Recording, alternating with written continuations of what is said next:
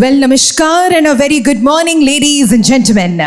Well, my name is Pooja Paul. I'm your host, your Sutadhar, your master of ceremony for this wonderful morning.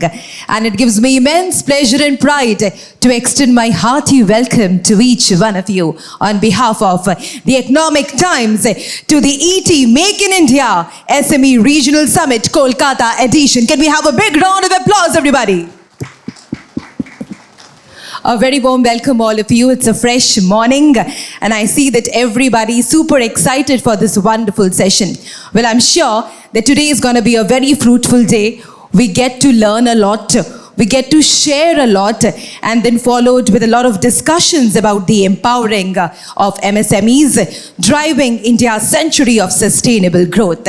Also, heartiest thanks to our associate partner, Adobe. Can we have a big round of applause once again? Come on, everybody. So are we ready to begin? Yes or no? I need to get that energy before we start. Come on, everybody. Are we ready to begin? Superb. Thank you so much. Well, before we kick start off with this wonderful morning, I'm quickly going to brief you as why have we gathered here. A very good morning, everybody. We are more than delighted to have you here amongst us at the ET Make in India SME Regional Summit Kolkata edition.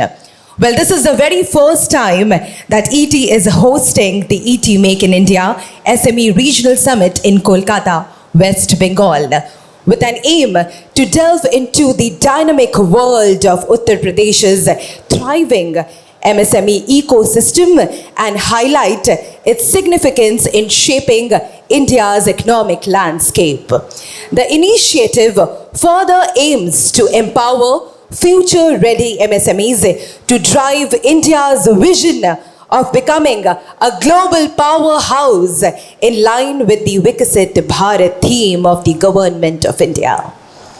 West Bengal, with its nearly 90 lakh MSMEs, has become a thriving hub for innovation and entrepreneurship. The state government has implemented numerous initiatives to support MSME growth, including improved access to finance, infrastructure development, skill building programs, and enhanced ease of doing business. The Kolkata edition of the ET Make in India Regional Summit is a celebration of the achievements of these businesses. It aims to provide a platform for knowledge sharing, networking, and preparing the MSME sector to compete on a global scale. The Kolkata edition of the ET Make in India MSME Regional Summit is brought to you by the Economic Times in partnership with Adobe as associate partner. Once again, put your hands together, everybody. Well, with this, once again, a very warm welcome to all our esteemed speakers and our audience. Thank you so very much for taking out your time from your busy schedules and joining us in this wonderful morning. Well, we start with a welcome message from Mr. Shashi Panja, Principal Correspondent, Economic Times. Can we have a big round of applause as we welcome Mr. Shashi Panja? Ladies and gentlemen, I request you to please welcome him. Respected Dr. Shashi Panja, Minister in charge, Department of Industry, Commerce and Enterprises, West Bengal. Anurag Srivastava, other esteemed speakers, ladies and gentlemen, I welcome you all to ET Make in India SME Regional Summit's third event in Kolkata. Well, West Bengal's capital city of Kolkata is a major center for India's MSME industry. Ladies and gentlemen, with this event, which already took place successfully in Hyderabad and Lucknow, the Economic Times seeks to unlock opportunities, tackle challenges, and foster knowledge sharing and networking among the stakeholders. The summit's theme, Empowering MSMEs, Driving India's Century of Sustainable Growth, gives us a broad sneak peek into what is all to follow in today's event. Well, as you all know that West Bengal occupies a predominant position in India in terms of MSMEs. The state has close to 90 lakh MSME enterprises. Bengal contributes to over 10% of all India MSME units. Also, Bengal's MSME system has largely revolved around the clusters that we know. That's an interesting piece in Bengal's MSME ecosystem that we will talk about later also. The number of MSMEs and people employed in the sector and in the state, both in formal and informal segments, is one of the largest in the country. That itself is praiseworthy. West Bengal, the other interesting thing is West Bengal in terms of providing employment is also leading in terms of providing opportunities to women with over 40 lakh women employees. Now talking about the sectors, textile is one of the traditional industries in West Bengal, be it knitwear garments, hosiery products, handloom, handicraft, khadi, etc. It provides opportunity to many people and it's the largest opportunity provided in terms of employment other than next only to agriculture. But Bengal is not just limited to textiles and handicrafts. There are many other things like lead acid manufacturing, steel fabrication, concrete items, food processing, leather, shoemaking, and whatnot. Well, a paper in fiscal year 23 by NABARD clearly says, if we talk about leather, is a major industry and employment generator in the state. West Bengal enjoys 50% share of the total exports from India in the leather category. That itself is once again formidable. When we talk about the good parts of the MSMEs in different parts of the country, including Bengal, we should also talk about some of the challenges. There are some challenges that I will list here. Here are some of my observations. It's often hard for the MSMEs to expand their business, that everyone knows, due to different obstacles. Obstacles can be in the form of limited resources, lack of affordable working capital, lack of information which is reliable, and of course going digital. That is something that is in the form of costly technology they're finding challenge from. Now, based on the experience that I have as a journalist covering MSMEs for the past many years, I talked about this thing with different experts and stakeholders. I've came across some of the solutions that can be easily adopted, I think. One of the things is digitization of MSMEs. That is very important nowadays to become globally competitive for the MSMEs. Then the second thing is we need to set up e-platforms that can offer quick solutions in lending and payment. Then the other thing is integration of MSMEs into the global value chain that we will talk in detail later. And applying a cluster-based approach that's already working in Bengal much better than in other parts of the country, but still there is always a scope of improvement. What we should do is we should aim for the international markets like China did in terms of MSMEs 20 years back. We can also replicate the same example. Now, interestingly, the other day I was attending the 15th Food World India 2024 Summit in Delhi.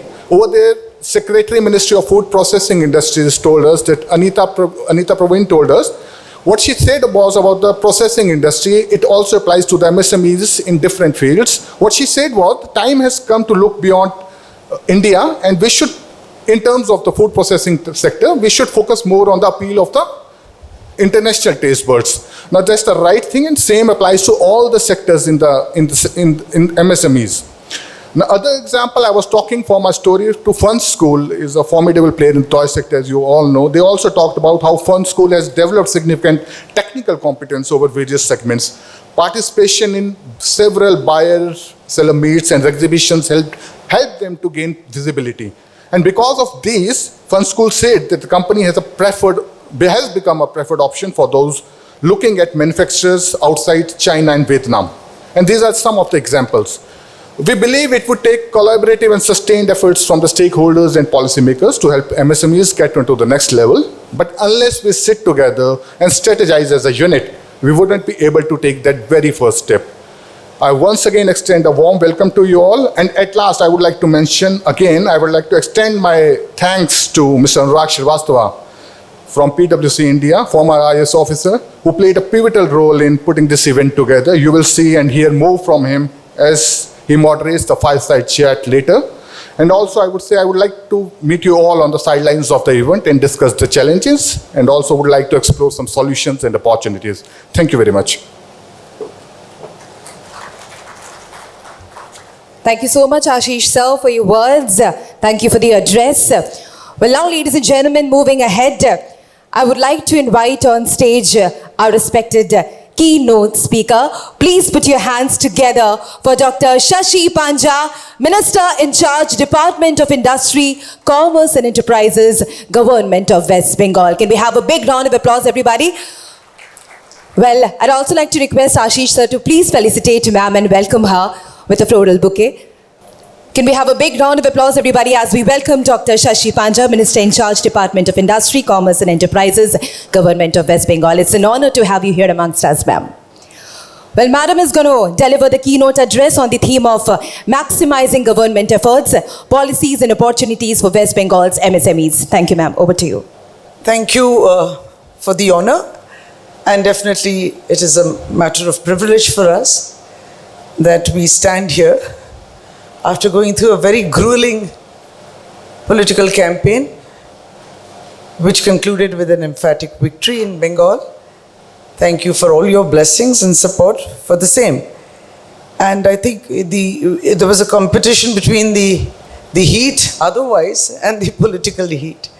But having said that, when there is an emphatic victory, I think it also endorses the work of the government for which the political party represents its candidates, and also, of course, for the various policy and the initiatives which the state government or the government of West Bengal has taken under the dynamic leadership of our Honorable Chief Minister, Mamata Banerjee. Now, Economic Times has taken this first ever initiative to have this regional summit on a subject which is very dear to us. It's not only dear that we've struck success there, and I think you're at the right place here to be in Bengal when we speak about empowering MSMEs. It is something that we are very proud about, and of course I have 2 or 3 other points which Ashish mentioned, and Mr. Ashish Pandey. Thank you first of all for the invitation again, and also to Joydeep Ghosh. You are doing a wonderful job, Priya. Thank you for a wonderful audience too. So I go straight to this, MSMEs first. I need to also thank my colleague, because you must understand in our state we have 2 separate departments. There's a department for heavy industry, which is called Industry, Commerce and Enterprises, which I head as the minister in charge. And there is also a department for the MSMEs. So that is the dedicated focus which our Honorable Chief Minister has given for this department. And my honorable colleague, Mr. Chandranath Sinha, who looks after the department, there is a different secretariat too. So everybody's doing a wonderful job. And I stand to represent and to mention also on their behalf the work that all of us have done together for the state. So this is we feel proud because it is one of the most significant MSME hubs in India. The mistress of ceremonies or the master of ceremonies was mentioning Uttar Pradesh. So I would just correct her that you could also add West Bengal, because West Bengal is doing very good. I mean, it has one of these significant MSME hubs here in India, and it holds a very key position. Mr. Pandey again was mentioning about we have around 89 lakh enterprises, which accounts for almost 14% of the total number of the MSMEs in the country. And when I say this, I of course quote on behalf of both the departments, and also this is there in our budget book this year too. So you could also go through that MSMEs are doing so well. And there is a dedicated budget for the MSME sector. There is a dedicated budget like we have for all the other departments. So 14% of the total number of MSMEs in the country, employing about 136 lakh people, which is again 12.2% of the total employment in the MSME sector in the country. So this is the emphasis that we lay. And of course, being a medical doctor, I can say, we look at a cell, every cell in our body, it has certain power engines, and that we call in medical terms mitochondria. So these MSMEs are just like those power engines, because it drives the cell, the mitochondria drives that cell to function in our body, that we have millions and millions of such cells. So these MSMEs are also like, those mitochondria power engines, which boosts the country's economy and also the state's economy. I know on the national level there are about 6 crore units, which employs almost nearly 11 crore people next to agriculture. Of course, we are an agri-based state. Not only that, agriculture actually holds a very important position even in India. So if you look at the agriculture, which employs around 43% of the workers, which contributes to less than or equal to 17% of the GDP. Now, I was looking at this, how much. So, MSMEs contribute to nearly 28% of the GDP and 40% of our exports. So, that many people all over the country associated with MSME, and in Bengal, as I mentioned, 136 lakh. So, look at the contribution to the GDP, even in our state. And these are the small businesses which are also creating plenty of jobs. And that is the intense, it's like labor intensive. The number is much more, and any government would also look at this. What in Bengal we have also done is that we have exploited our own potentials. And when you exploit your own potential, you have your artisans, you have the various, the culture that we belong to, and our handloom, you were mentioning, our handloom, our textiles, famous absolutely. And it is a craze, even our saris is a craze. So it is these, also as I said, we have artisans, we have these sculpture artists, everything that we have built upon, and this is the potential that we've exploited to the hilt.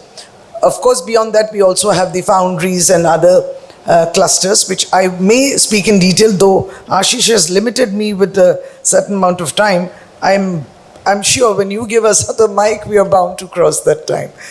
Please bear with me. But the MSME ecosystem is also, as you mentioned about the access to finance, I was just trying to get on to those points, that the access to finance or access to markets, access to the lack of skills sometimes can be a challenge, or even an unsupportive policy environment. In that case, I think Bengal has tried to overcome these challenges, and there is a dedicated, not only an overarching policy, but an overarching recognition, an overarching surveillance, and an overarching monitoring on how our MSMEs are doing.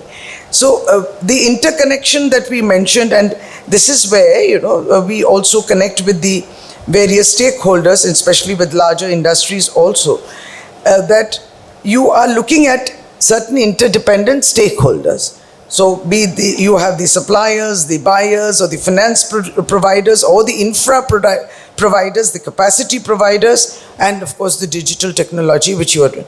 There's plenty to say what we have done in MSME. So I just run through it, that why does Bengal, and why we call ourselves a major center for the India's MSME industry. When I mentioned those statistics, one is of course that we boast of a strategic location that we have inherited, and that is the gateway to Northeast India and also to Southeast Asia. We boast of these strengths when we speak about a robust infrastructure, a dedicated policy, a dedicated outlook for improving our infrastructure, the road, rail, air, or seaport, or the freight corridors. And you've often heard, even during the election campaigns, our Honorable Chief Minister, as the leader of the party, was mentioning about the industrial corridors. So that is also something which is being developed. Uninterrupted quality power. Now that is very important. Again, uninterrupted water supply. Available agri and allied resources, and high skills in the workforce. Now Didi has done this also when she realizes, in fact even in the heavy industries, when we have investors who come in, and always everybody looks for local employable population, and that is our main interest. But when the investor or the person who has built up that factory looks for a skill. So we have, in the technical education department, we have a separate, another department which deals with enabling such skills or to enhance these skills. So you need a skilled workforce. Often we have been in a dialogue with the factories or with the industry or with the investor, which we have said that why don't you then scale up their skills. So we have an exchange of educational information and also of training. So that is the, it's a very, I would say something very malleable and something which has been tweaked according to the requirements. Traditional strength in textile, gem and jewelries. You've heard of, when we also talk about migrant workers, those who have, suppose, going beyond the state. I mean, they're going beyond the state to certain states because of their skills in this textiles or maybe in gems and jewelry. So this is inherent to us too, that we are working on textile, gem and jewelry, leather. Again, you mentioned the huge Bantala Park that we have, the jute, tea foundry, light engineering and other such sectors. Prominence, there are prominent educational institutions and also research institutions. I was just mentioning about the technical training centers. These are also there. So that entire system has been built up so that one supplements the others. Presence of 36 embassies and high commissions, many multinational and corporate houses, also which is an advantage to us, forward-looking policies, because the government is very progressive, a stable government. Again, with the victory, it re-establishes our power, stability, a smart public administration. Of course, another thing which we have done away with is that no mandates are lost. Now, everybody looks at, obviously, and we also continue to speak on this, that it is the water surplus, the electricity surplus, and zero mandates lost in various other, strikes, etc., which is something of the past. And also in enabling business environment, we have the EODB initiatives, the MSME focus is there, the facilitation centers, finance clinics, now EFCs, etc. This is something we have learned in this journey. I mean, each time when MSMEs were being handled, we realized you need the EFCs. As you mentioned, how good are we in the export? How good is the market that we have created for them? You are making the products or everything is there, and then where is the market? So that we don't lose out on that. So export facilitation, such centers, etc. These have been developed gradually in this journey. We have a very dynamic scheme, which is Bangla Sri, it's called, which is the Bangla Sri incentive scheme, which is meant for manufacturing MSMEs with attractive incentives. It also, along with this, we have a textile incentive scheme, because textiles and handloom, again, now power handloom is something that also is being given a lot of focus from the government. So we have a textile incentive scheme too, which provides subsidy across all segments of the power textile, the handloom, with special provisions for the early movers. We have, and Didi will be discussing, also, she has mentioned again in various of her speeches, the Bhavishyat credit card scheme. This is a credit card scheme which guarantees 100% coverage scheme with government subsidy and interest subsidy up to 8.5% per annum for the people of Bengal to set up micro units. There's tremendous support which is being given, and I think they need it, so that handholding is being done. A scheme for the handloom and the khadi societies, and also for the individual artisans and weavers, which aims to make the weaver cooperatives something very important, debt-free, to make the cooperatives debt-free, and support for their work shed and tools and raw materials. So this is something that we have tried to optimize, utilize the local resources and the local skills. And one thing which automatically rolls in is that there is inclusive growth, to include all into this MSME sector, whoever wishes or expresses interest for it, so that there is sustainable livelihood, especially for the underprivileged, and rural women are also, in the MSMEs, with tremendous, again, support to them, and women empowerment being part of our state policy too. We have included rural women and also the urban poor. Development of the rural clusters in artisans and village industries sector with multiple interventions like skill training, supply of toolkits, setting up of common facilities, etc. Formation of rural entrepreneurship hub and providing need-based support, infrastructure for handloom weavers. Since we have all of this, this is also a tremendous work that we all had to do. Development of the craft hubs and marketing infrastructure, some of the major initiatives which the state government has taken. Let me just run through this, because these will be then there are multiple things to say. The cluster development, since you were asking that how is Bengal's cluster development enabling the MSME sector? So this in West Bengal has got a new dimension because there's a focused approach in cluster development which has seen a 13x growth in number of clusters, and starting from a base of only 49 clusters. We started with only 49 clusters. The state is now intervening with 640 clusters, 640 clusters, out of which 90% are state funded. And the mega cluster is being implemented at the CLC for holistic development of the leather sector. This is something we really boast about at Banthala. Then we have the garment cluster. We have a huge potential for those, the tailors, the garments, the garment makers at various stages. They are all at various stages. We've had huge exhibitions where, in fact, as big as an event that I think you've seen the erstwhile, opposite Science City, the erstwhile Pragrati that we had is called Bishwa Bangla now. So that Bishwa Bangla Maidan and those huge auditoriums filled up with MSME, or solely if you could, even sometimes even the textiles. I mean, we were running out of space. That many people, skilled, unskilled, who are associated with the textile industry. So garment cluster, carpet clusters again, gem and jewelry clusters are some of the sector-specific clusters. I think you should take some time out to visit these cluster parks. And these have been facilitated under various interventions. There's a foundry cluster in the foundry park, hosiery cluster in the hosiery park, the garment cluster in the Metia Bruj.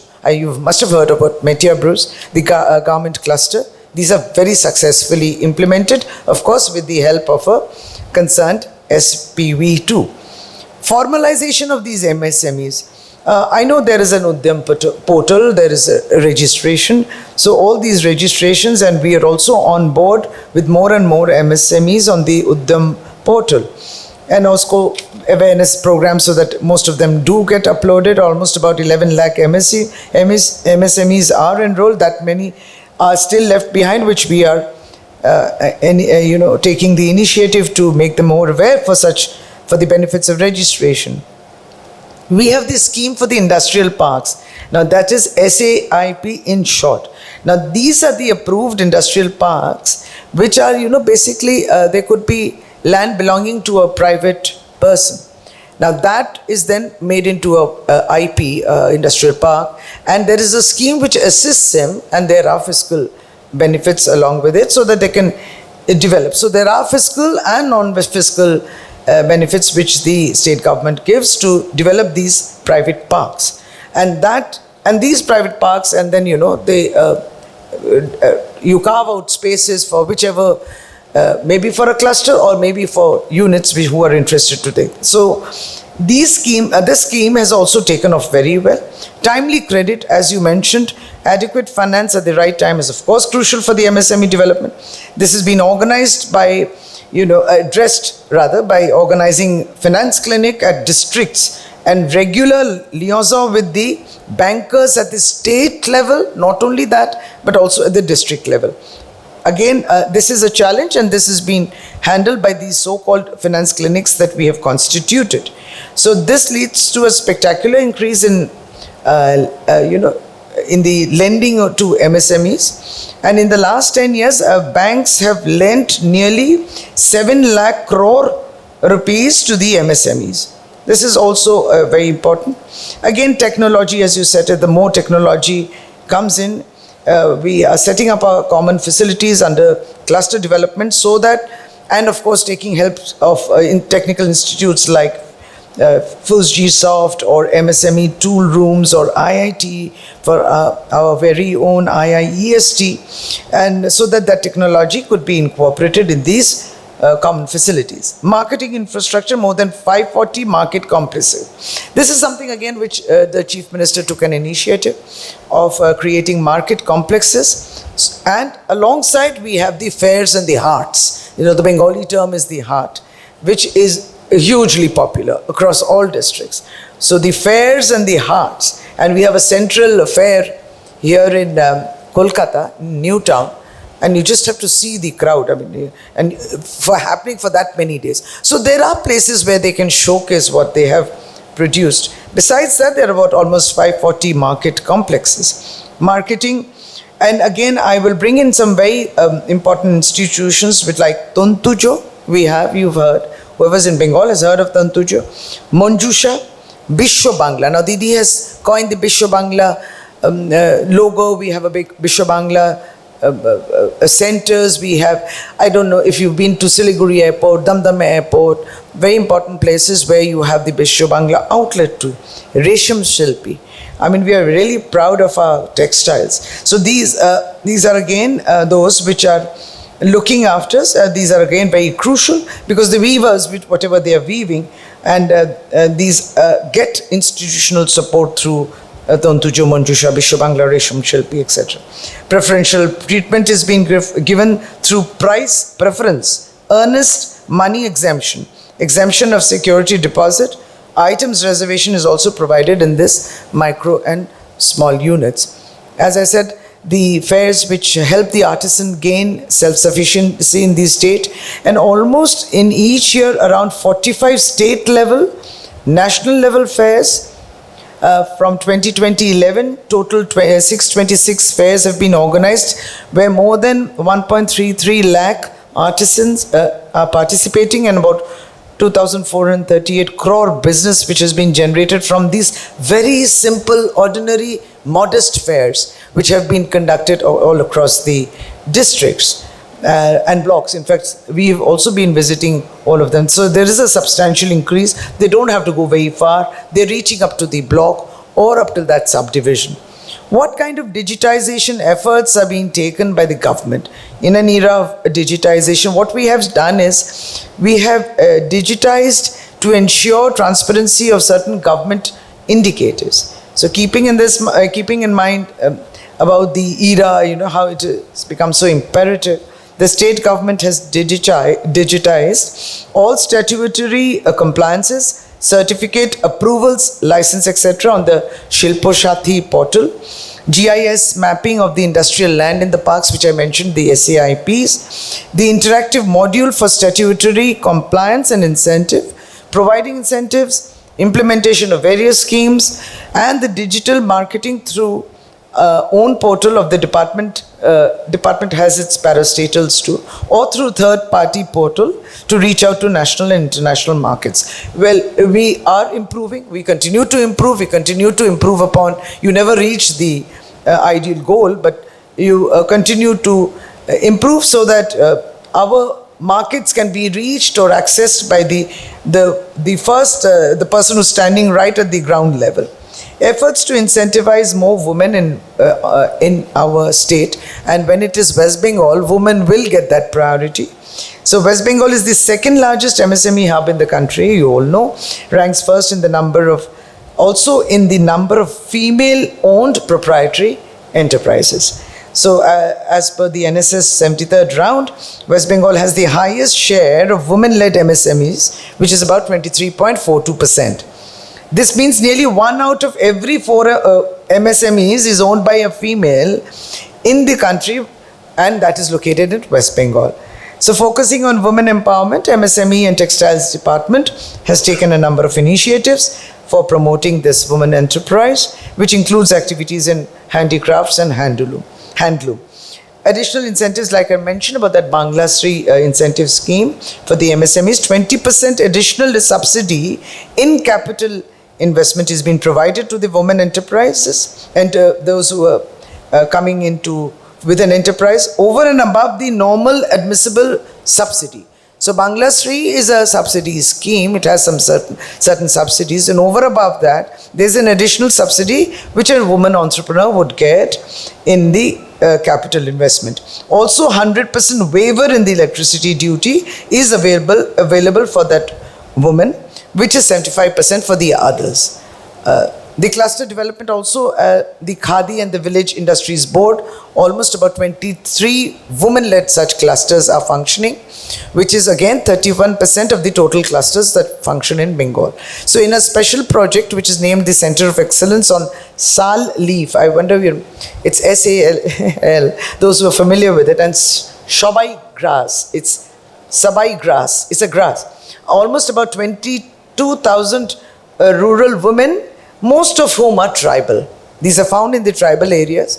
So, as I said, Didi has exploited whatever you have on the ground, you exploit that. Whatever is available within the West Bengal, the soil of West Bengal. So, this sal leaf and the sabai grass is also, this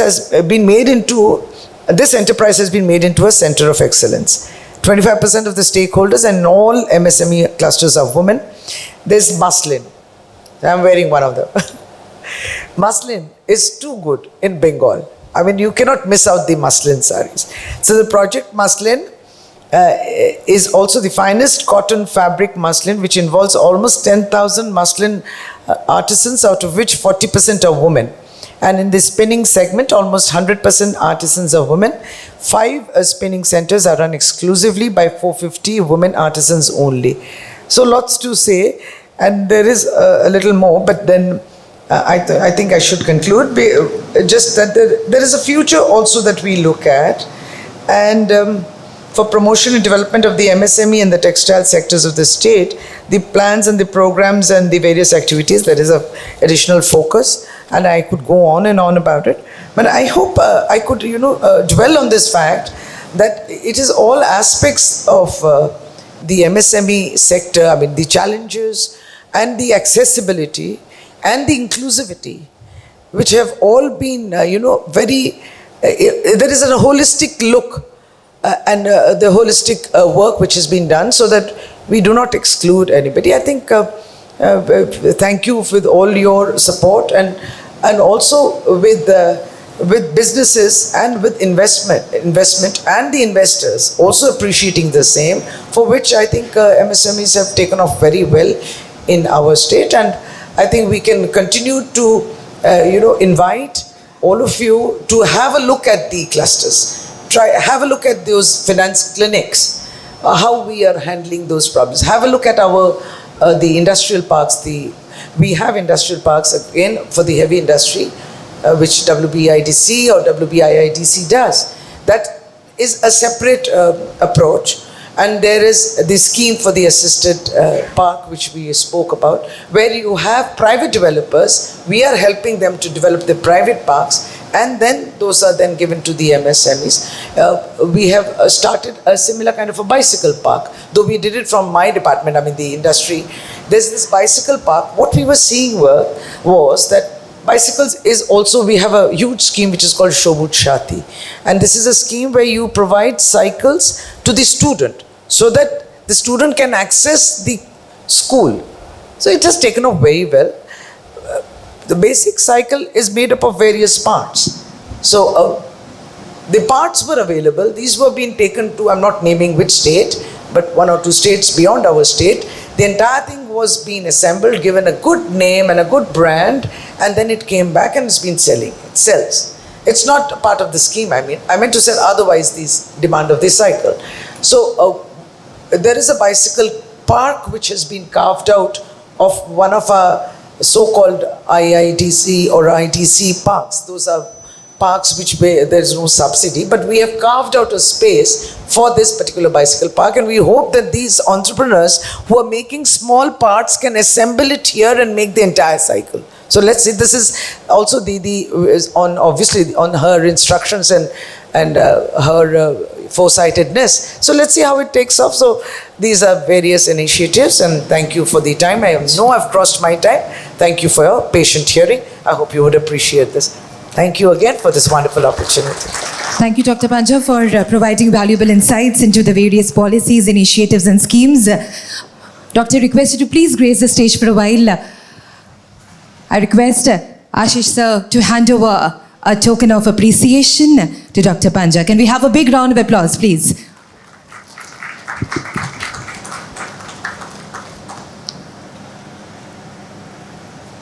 Thank you so much, Dr. Panja, for taking out your time from your busy schedule and joining us today. Thank you. We're more than delighted to have you here, Doctor. Thank you. Well, so with this, once again, thank you so much, Doctor, for providing valuable insights into the various policies, initiatives and schemes being rolled out to pave the next wave of growth for MSMEs in West Bengal. Well, we can proudly say that West Bengal is not just the culture capital of India, not just the cultural capital of India, but it is the textile, the handicraft capital of India as well. Can we have a big round of applause once again? Well, next up is a fireside chat. Please put your hands together as I welcome on stage Mr.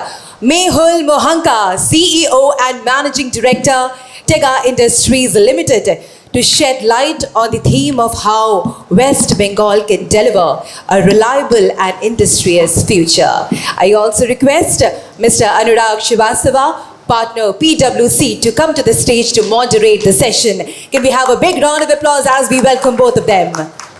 A very warm welcome, sir. Thank you, and a very warm welcome to all of you, and especially ma'am graced this occasion. A very warm welcome to Mr. Mehul Mohanka, who agreed to come here. And we heard from Ashish, and we heard so beautifully from ma'am how MSMEs are doing in West Bengal, overall industrial climate, how government is serious about it, different things that are being done.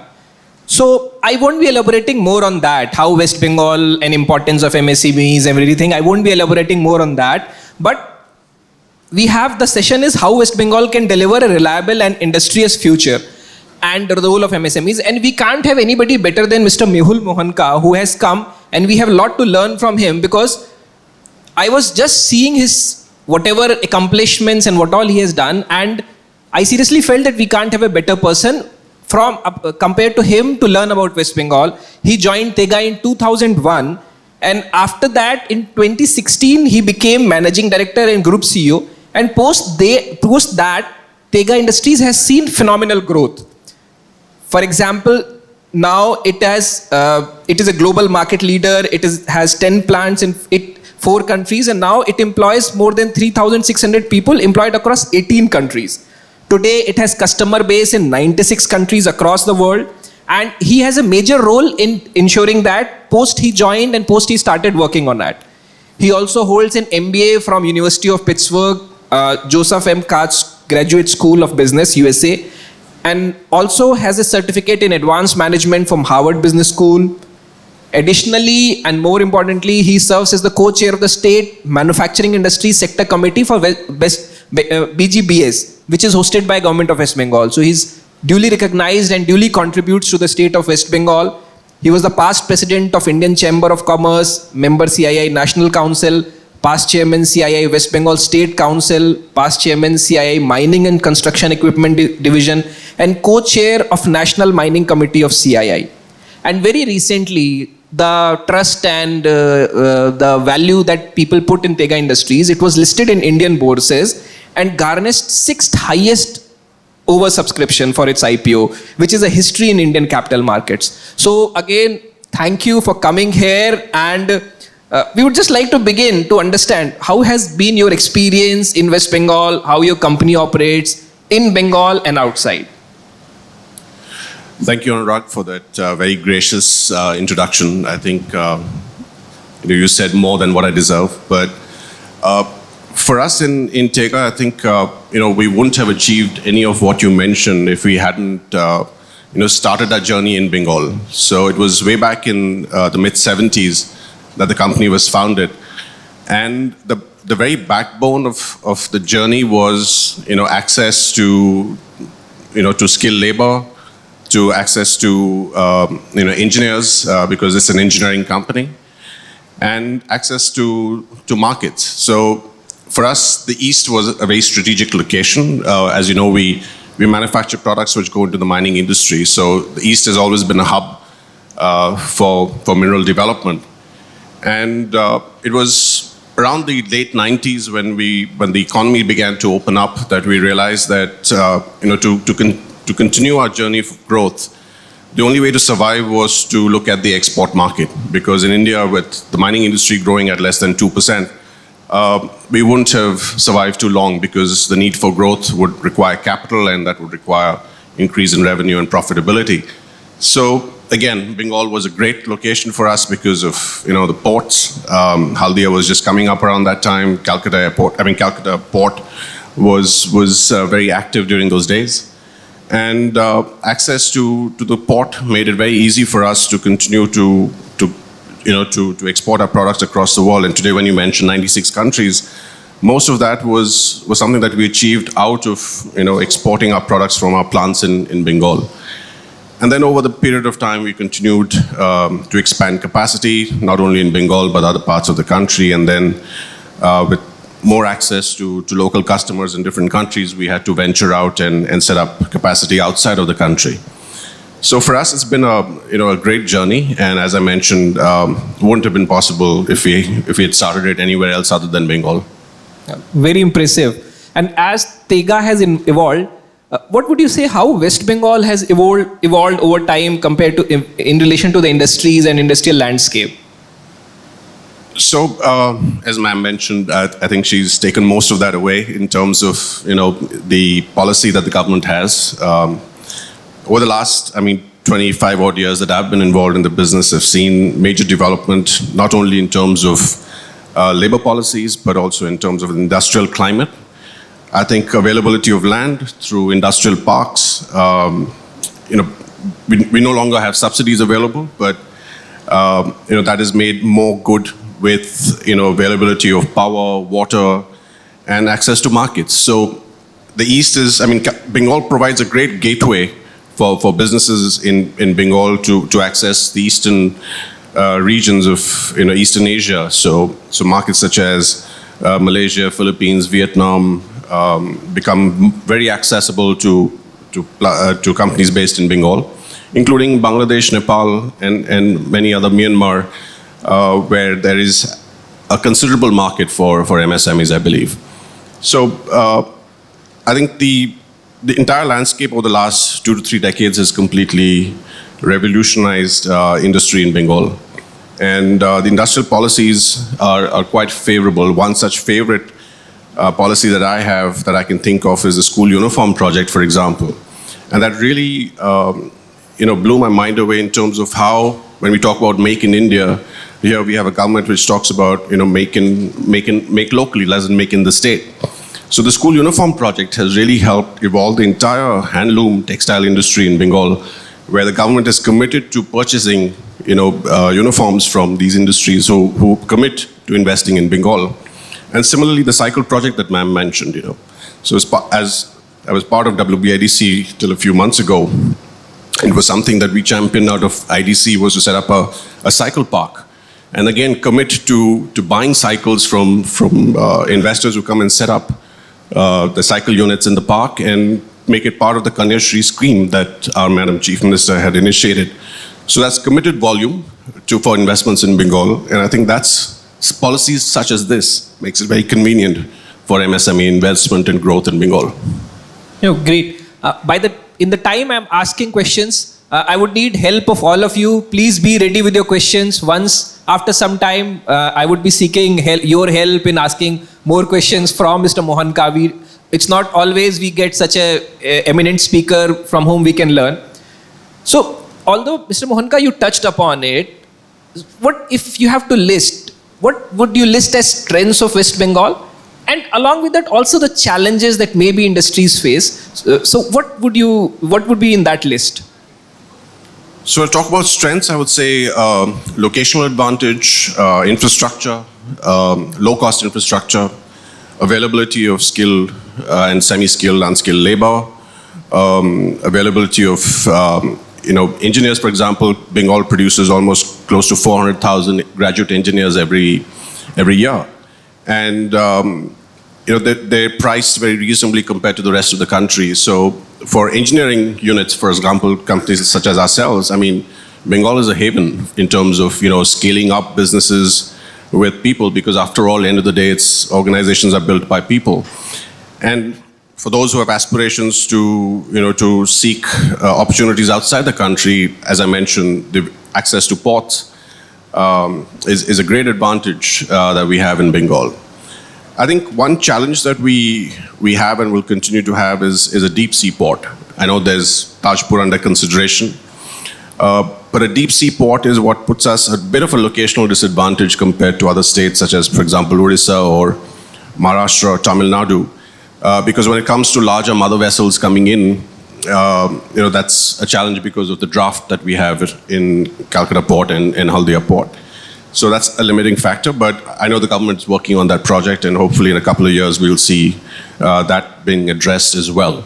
But other than that, like I said, availability of land. There's a myth across the country that in Bengal we don't have land, or we don't offer land, or we're very frugal when it comes to allotting land. But I think, the last numbers that I know, we had over 13,000 acres of land available in our industrial parks, which are still unutilized, available for allotment to industry, and through the portals that we have, which is all online.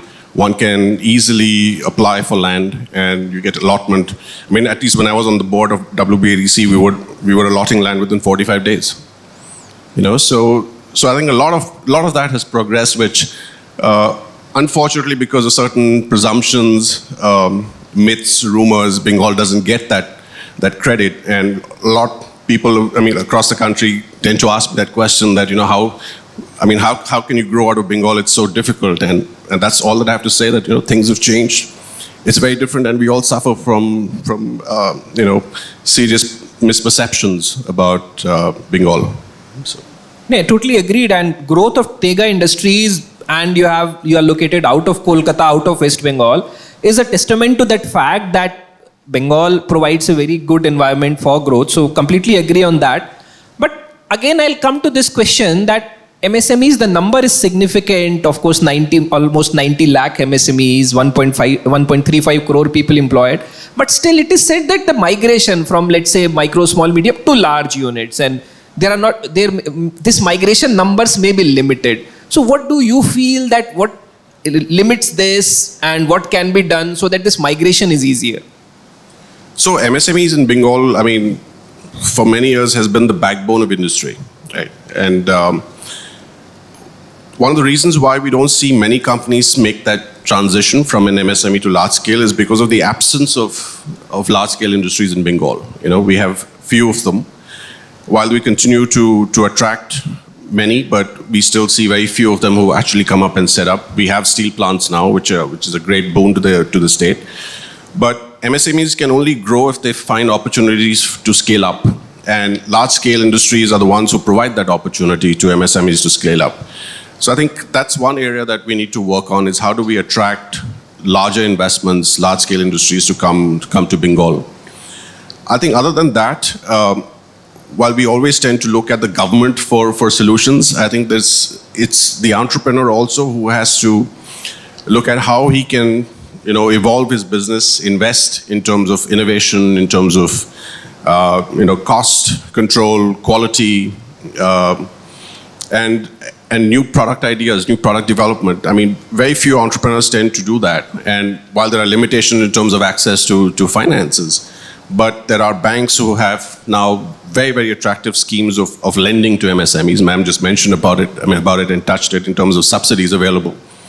So even entrepreneurs need to evolve, and have that ambition to grow. I think in India today, we have such large opportunities available that, growth is limitless. I think, sky is the limit when it comes to growth. So entrepreneurs also need to be very ambitious in terms of what they want to do with their businesses. And there are, the entire ecosystem is there to support them. Very well said. And I think we see so many entrepreneurs here, and I'm sure they have this hunger for growth, and all of us can learn so much from the industries that have been growing well. So if we have representations from different sectors, and coming to that, which sectors do you think are promising, which Bengal should focus on, or maybe the entrepreneurs can focus on for growth? So Bengal has always been an agri-economy, right? So food-based, agri-based, sectors are going to be favorable in the state. other than that, textiles is one other great opportunity. With change in the landscape globally, with issues around China, we have in the past lost some of our textile business to neighboring countries such as Bangladesh. I hear of great amount of labor migration to Bangladesh as well. I think now there's a reverse migration with the policies that I just mentioned that we have in Bengal. Gems and jewelry has always been a backbone of Bengal. So I think Bengal is a great advantage when it comes to skill, in terms of artisans, art and craft, equipment, products which require a lot of skill in terms of labor-intensive, products. I think will always be very favorable. Now, because of our agricultural sector, now there's a new business in terms of evolving around the production of ethanol. So Bengal, as very few know, we have a large surplus of broken grain in our state. And that's a great raw material input for production of ethanol. And we do have an ethanol policy as well, which is very favorable. And we've seen many, many units come up with back-to-back arrangements with oil companies in terms of production of ethanol. And so these are great, new sectors also coming up in the state. Of course, ITES has always been around. More and more companies are setting up larger back office spaces in Bengal, again, because of availability of skilled manpower. So these are some of the strengths I think that Bengal provides that we need to capitalize and exploit. Yeah, agreed. And you have mentioned that entrepreneurs need to look beyond governments, and they need to take risk and do things that should be done for growth of business.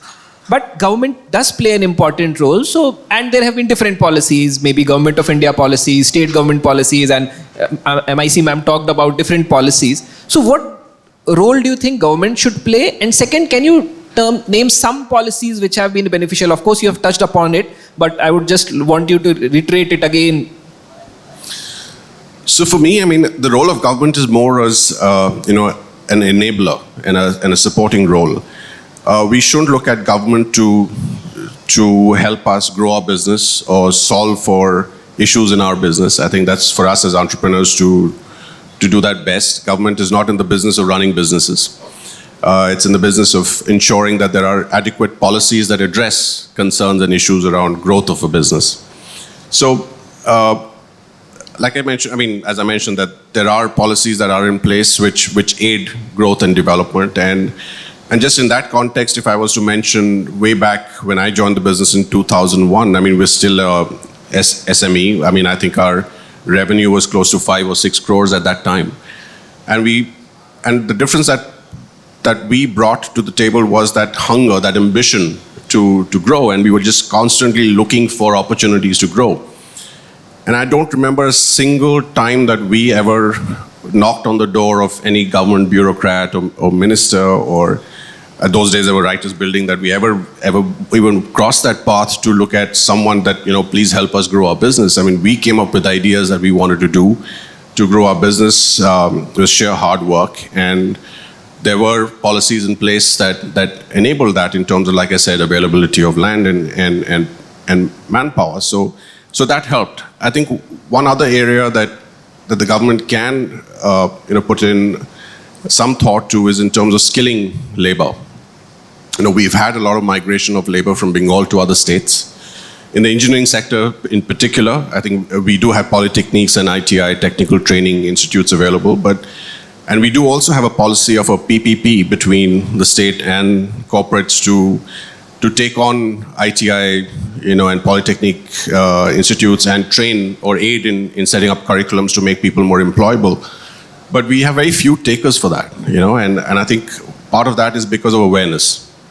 So it's also, part of the responsibility of industry or corporates to take on that mantle and skill people and make them employable, just not for us and solve for our own issues around availability of skilled manpower, but also to solve for that for the industry at large. So that's another area that I think it's an opportunity for us to work on in Bengal. It's a very, very valid point, and I think all of us will agree that the artisans of Bengal are known across India and maybe beyond, because the artisans of Bengal, the quality that they have, there are different sectors where, in fact, entire maybe artisans from the entire village may be going and working. So very well taken. And being a former bureaucrat, I of course, Mehul, you are aware that skilling government is trying, but I think more is to be done, and will certainly be the state government. I'm sure certainly is looking at that. There is also a particular act, MSME Act, which aims to enable MSMEs, and there is a provision that within, and I'm just coming to a specific point. This is just an example, being policy which is framed with good intentions, but then there may be other implications as well. For example, it mandates payment within 45 days, but it is also seen that industries are also being asked, MSMEs are being asked to give up their Udyam registration so that liability doesn't come. It's just a specific point, but how do you think that government and industry interaction can be better so that policies are more aligned and policies are come up that they favor everybody in the industries? I mean, first of all, to begin with, a legislation is a legislation and everyone should abide by it. Right or wrong is debatable. But when there is a law of the land, I think everyone should subscribe to that. I particularly am in favor of this 45-day limit, because I think that enables MSMEs to manage their working capital cycle better. But on the flip side of it, I think it's a vicious cycle, because industry at large also does not get paid in that 45-day time limit. So I think amongst all the countries that we operate in, India is the hardest to recover money in, because it's just taken for granted that you will not get paid on time. So 90 days, 100 days is an average, period within which we collect money from our customers. And I can do understand and appreciate that there are pressures to in turn pay your own vendors when you yourself get paid, at 100 days. So here I'd like to bring an example of countries overseas in the West. For example, Chile, that we operate in, they have, again, a 45-day limit. So, and that's across the industry. So if you exceed 45 days, I, as a vendor to a particular customer, can report that customer to the credit bureau. And that, hampers their credit rating, makes it difficult for them to take credit from banks. And then other vendors, would not work with them. And then there's a penal interest rate that you can charge if it crosses 45 days. But then that's across the industry. So then that puts everyone at par. So then if you get paid on time, you ensure your vendors get paid on time, unless there is a malicious intent. But the bottom line is, I think 45 days is a great idea for MSMEs in particular. But then we should look at the whole cycle in terms of trying to address that for industry at large as well. So if PSUs, for example, are the biggest culprits, tend to pay their vendors on time, government releases its funds for budget allocations on time. So everyone, if they get paid on time, then everyone's happy. One other point I'd like to also bring on this context is, for example, the IBC, the Indian Bankruptcy Code. So now with all the defaults happening and people going to NCLT and seeking resolutions, and I've been, for the longest time, a big proponent of the fact that when it comes to operational creditors who get paid out of a resolution plan, the MSMEs have no protection in those plans. So an MSME also gets treated as at the same par as large-scale industries. So while the large-scale corporates can withstand credit defaults and write-offs, MSMEs cannot. They find it more difficult, and that leads to even bankruptcy for them and makes it hard for them to manage their working capital cycles. So I would urge the central government to also look at how we can protect the MSMEs as operational creditors and such in the IBC, so that as operational creditor, they have preference in getting paid a larger amount than others when it comes to the resolution plan. No, fair point, and I appreciate that you are in favor of it. But and as you also mentioned, especially for the PSUs and governments, there's a saying, show not tell. So maybe first government and PSUs, everybody will need to walk the path, and then. But ultimately, yes. Considering the business cycles, payment within 45 days is a mandatory thing, and I'm sure we'll soon reach to that. Coming now, we talk about sustainable growth, and I think times are changing. India is growing, Bengal is growing. So in future, sustainability is also becoming a very important thing. There is SEBI has come up with guidelines which are BRSR core, where entire value chain has to be reported. Europe has something called CBAM, which is Carbon Border Adjustment Mechanism, where they basically mandate that sustainability norms have been followed. So one, you operate internationally. So how have you ingrained sustainability in your own operation? And second, what MSMEs who may still not be impacted by CBAM today, but ultimately it may come, how they should prepare for it? So sustainability, I think today is a hygiene factor. It's no more a motivator. At least in our industry, customers across the world want to know what we're doing on sustainability, what is our path or journey towards carbon neutrality, for example. And it's not too long before we see that happen in India as well. For SEBI, the BRSR was the first such initiative, but more like a forced initiative. But there are many such corporates who've already undertaken that journey many years before SEBI legislated that. And I think it's something that we must be very aware of. It's our responsibility to the future of the country, the future of the environment. I mean, it's the biggest gift that we can leave behind as a legacy for our future generations to come. It's a cleaner environment, clean water. A lot is talked about, but we still see, we're far away from really acting on it. For us in Tega, we're working on different strategies to address that. For example, both from a product perspective and a process perspective. So from a product perspective, we're looking at using, greener materials in our products. We've been looking at a circular economy where we are recycling our products. So what we supply to customers, we take back and we reprocess it and we reuse those materials again. From a process perspective, we move to more, less carbon-intensive fuels, for example. From rainwater harvesting to renewable energy, we've invested in wind power now, along with solar. So in the last year and a half, we've reduced our carbon footprint by almost 20%, and which is quite commendable for a company of our size and in terms of our ability to show intent in terms of how we view sustainability. And we're investing heavily today on, like I said, the recycling projects. So most of our products are now designed for reuse. And that's been helping us, achieve more and more sustainable initiatives in terms of how we look at what we can give back to the environment. And I think it's really, like I said, it's a hygiene factor across the world. That's what customers demand now. That's the first thing that they want to know. And it's not long before, companies like ourselves in India are also going to seek that out of our vendors. So it's about time that I think MSMEs are aware of it and they begin to at least think of how they want to approach that in terms of reduction of the carbon footprint, because it's something that's here to stay for a very long time. No, agreed, and very well said that it's a hygiene factor. It's not something that we may decide or choose, but it's a hygiene factor. Customers are demanding for it. And there is an interesting term, greenwashing. I'm sure most of us would be aware of it. So greenwashing is that talking more about sustainability and doing less. And companies have been taken for task for it by their customers if it is felt that sustainability is just a lip service that any company is doing. And now again, talking of future, technology is changing. There is Industry 4.0, there is Internet of Things, AI, ML, Gen AI, different new technologies that are coming, and you are one of the leaders. So how you are using technology and what MSMEs should keep an eye on to leverage them? So we just finished implementing Industry 4.0 in one of our plants in Gujarat. So the entire plant runs on sensors. We've been able to improve not only the quality of our products, but also increase the efficiency of our machines.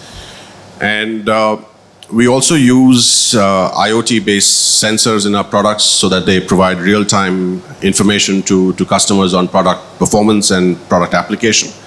I think these are all innovative ideas that we work on as part of our digital journey, which at the end of the day, while it looks like a cost upfront, but actually what it does is adds more to the bottom line in terms of profitability. And India is one of the biggest hub for AI, ML, Industry 4.0. Firms like yourselves are doing great work on Industry 4.0 as well. And we need to leverage that, as corporate India. I think MSMEs are still a bit far away in terms of, putting too much investment behind it because it's still expensive. But companies such as ourselves, who if we can adopt a cluster of MSMEs and we can take them through this journey, because that only aids us in reducing our own cost, it's going to be beneficial for MSMEs as well. So at least think of maybe not Industry 4.0, but maybe IoT to start with. That's a very interesting, I think, proposition. MSMEs can maybe be handled by large industries and they can start on this journey. Very true. All of us, when we were children and we always wanted to know what are the secrets of success, how one can succeed. And one of the secrets of success, or maybe path to success, is exports. And you have done phenomenally well with your international presence and doing that. So, one, how you have achieved that, and second, with different FTAs. India has almost 20 free trade agreements today. How MSMEs can also think about export. Started that journey in Bengal. So today, almost 85% of our revenues comes from outside of India. And if I was to begin to describe how we walked through that journey, it'll probably be an entire book on it. But I think it came more, like I said, earlier on, that for us it was a fight for survival. We knew that if we didn't step out of the country, we would not survive for too long. So it was more out of a need to survive, but it was just sheer hard work. I think, I remember for 16 odd years, I was just living off a suitcase, flying 20, 22 days a month across the world, just talking to customers, trying to do some business development work. India used to have not a great name in the engineering sector overseas. We were labeled as, another Chinese company, a cheap copy or something like that. So one had to work against, with those myths as well. But if you have a good quality product, you have the right intent, and you have the capability to convince the customer that you are here truly because you believe that you have a great product which will help solve the customer's problems at a lower cost. I think, it's just a matter of time before you get that one opportunity. And once you get that one reference base, then it's easy to move up from there on. But it's that first business opportunity which is the hardest. And that was the same for us as well. Great. And we are truly lucky that you are in Calcutta today and we could get you. So now, ladies and gentlemen and wonderful audience, I will need your help. We have Mr. Mohanka here. Please ask him questions and how we can be better on this journey, how MSMEs and industries can grow. So, questions. Good morning, Mr. Mohanka. I represent a NRI consultancy firm which is specialized in digital transformation and IT infra consultancy. So, having come back to India, say about a year and a half back, I'm still settling down, I'm still adjusting to the conditions so different because I'm back after more than 2 decades. So, a lot has changed. Actually, when I came here, it was only the color of my passport which seemed to be same and I was speaking the same language. Otherwise, everything else had changed since then. So, being into digital transformation and IT infra, I'm finding it a bit difficult in terms of, relating the adaptability of the industries, particularly in Eastern India, to the changing and the growing trends of digital transformation. Now, you heading such a reputed organization as I heard about it for the first time. Of course, I'm very new. I don't know most of the industry still. So how do you feel that a consultancy firm like ours could benefit being associated with you? Though you have mentioned that yes, IoT is one of the things that you're looking into, but IoT is something where, digital transformation might be ending today. There is a stage before IoT, and that stage completes, IoT begins. So IoT is something which you have mentioned. How do you suggest that organizations like us who are relatively new to the ecosystem of this country and who are specialized in digital transformation, which have got slightly advanced ideas having come from one of the G8 countries to India, how could they benefit in associating with companies like you who are into deep scale manufacturing? So I agree that there is a mental block when it comes to investments in IT or IT-enabled processes, because people don't see the return on it immediately. Like, it's very easy for me to invest in capacity because I know that I can see the ROI within 2 years. But on IT projects, it's something that's more back-ended. May not help you achieve the ROI, but gives you those benefits in a different space. Could be in terms of customer delight, like I said, cost, be it product quality. Apex and what do you say? CapEx and OpEx, definitely.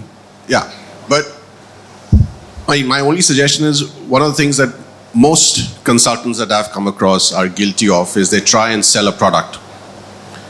They should come and try and sell a solution, an idea. And it's that makes the entrepreneur or the manager of the business or whatever think, that maybe there's something in this which I can benefit from. But when it comes to just a salesman showing up or a consultant showing up saying, I have these bag of goodies and, this is what my firm believes in, this is the projects I've done in other companies, and here is something that you should implement as well. So that doesn't fly. I mean, that's my perspective on it. So it should all be about more in detail work done on the client to understand what are the client's issues, what is the client struggling with, what are they trying to solve for, and then come up with a project which helps solve for what they're actually trying to do, rather than just go and try and sell them a product.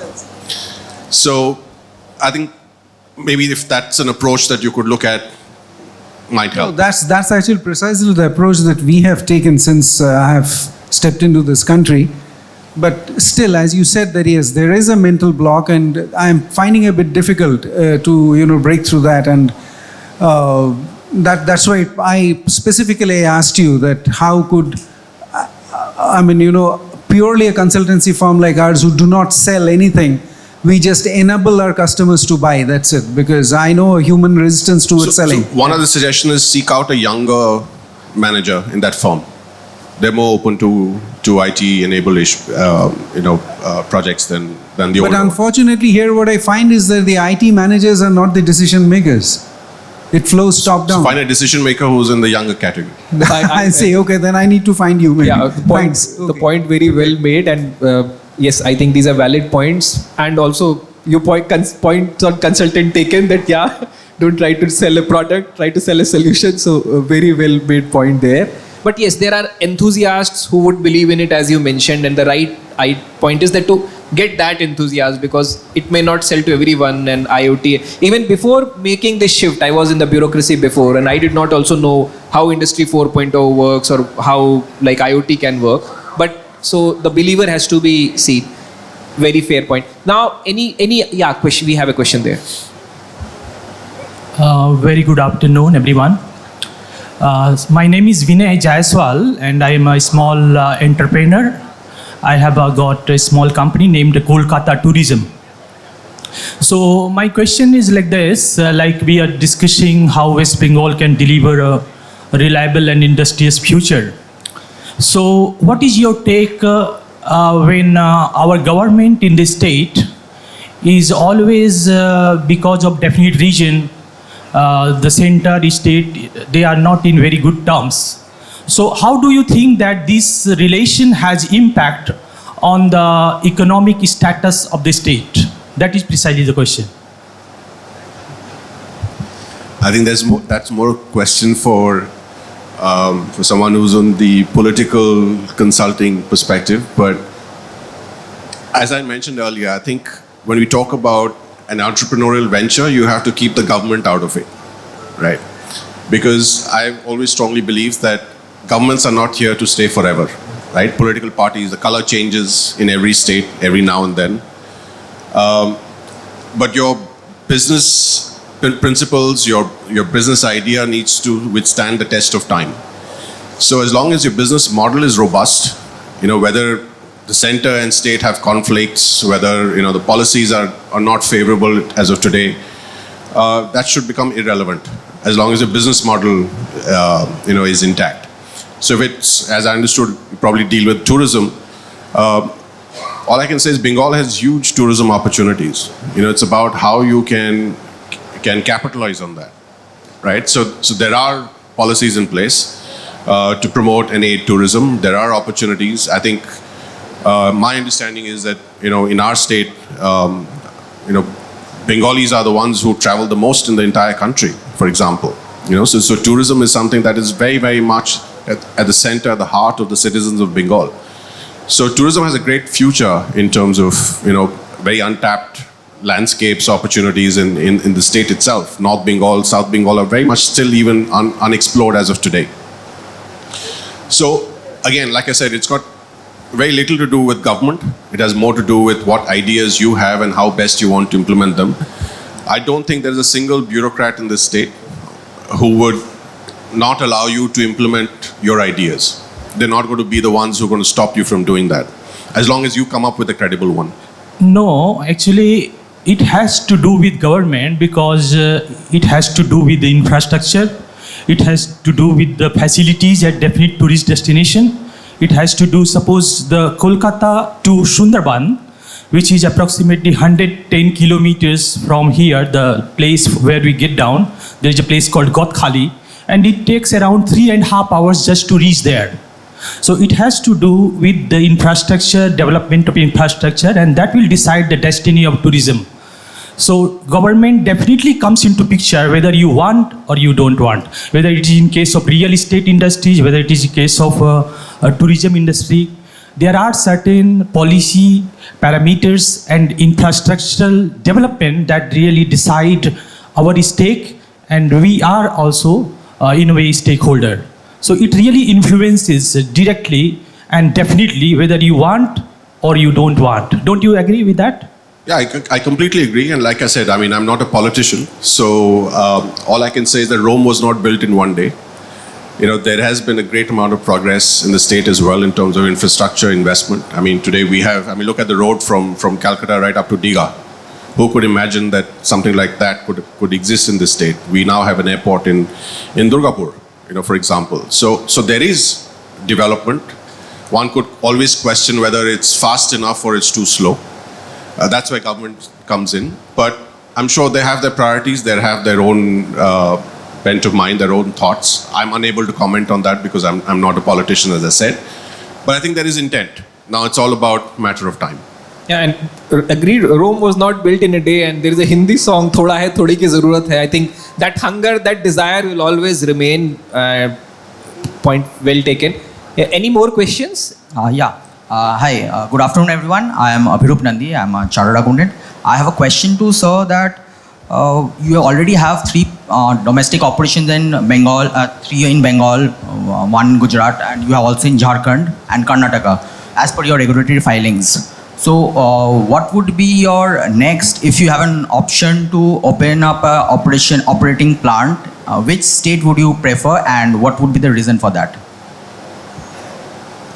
So as far as India is concerned, I think, we operate today in multiple states. So we are well covered in terms of geographical reach. So, and we have, enough infrastructure in our plants to still scale up. So we wouldn't be considerably looking at, adding another geography to our plant locations. It's about scaling up in our existing locations. So at the moment, I don't see in the next 5 years that we're going to be looking at investing in a plant in a different state. We would be continue to scale up in the existing states that we already operate in. Yeah, we have a question there. Yeah, hi, good afternoon everybody. My important question is to how to reduce the export timing from Kolkata to Middle East country, because I am an exporter, I am a meat exporter and I am a founder of Kolkata Meat.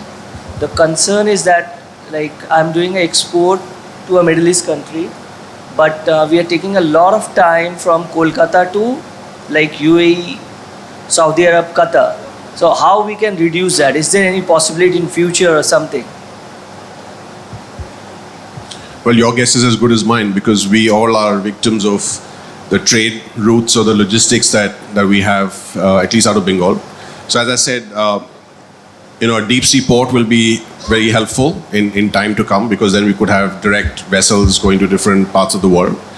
Today, much of the time is lost because we have feeder vessels. So for example, we all only have opportunities to transship from Bengal to other parts of the world. So for example, mother vessels go out of Singapore, Colombo, Navsheva.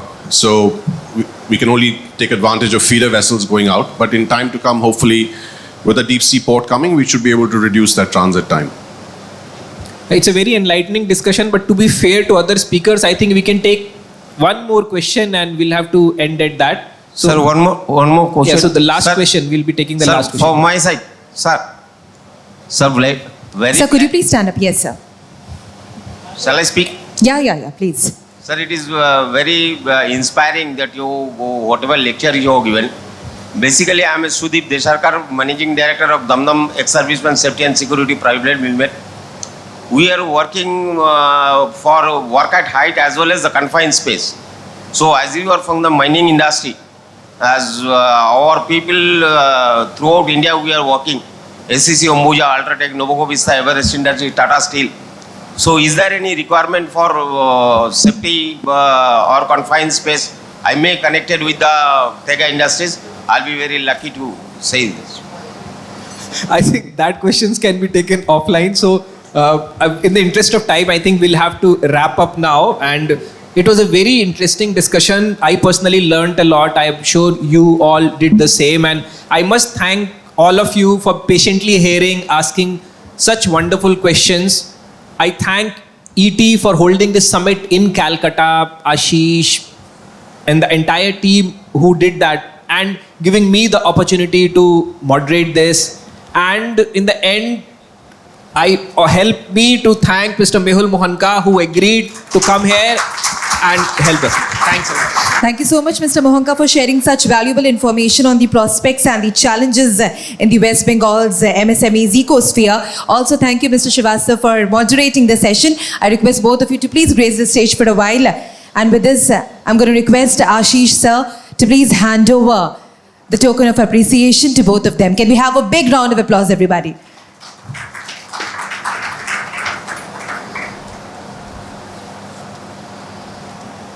Thank you so much, Mehul sir. Can we have a big round of applause, everybody, for Mr. Mehul Mohanka?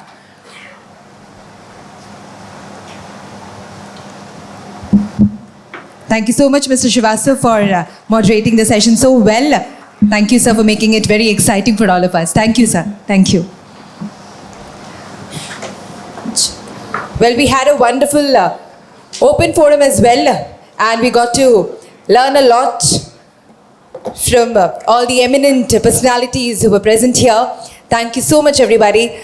Well, now proceeding ahead, I would like to welcome to the stage Mr. Ajay Joseph, Head of Sales and Channel Digital Media, Adobe, to deliver a presentation on the topic Empowering Indian MSMEs through Digital Transformation.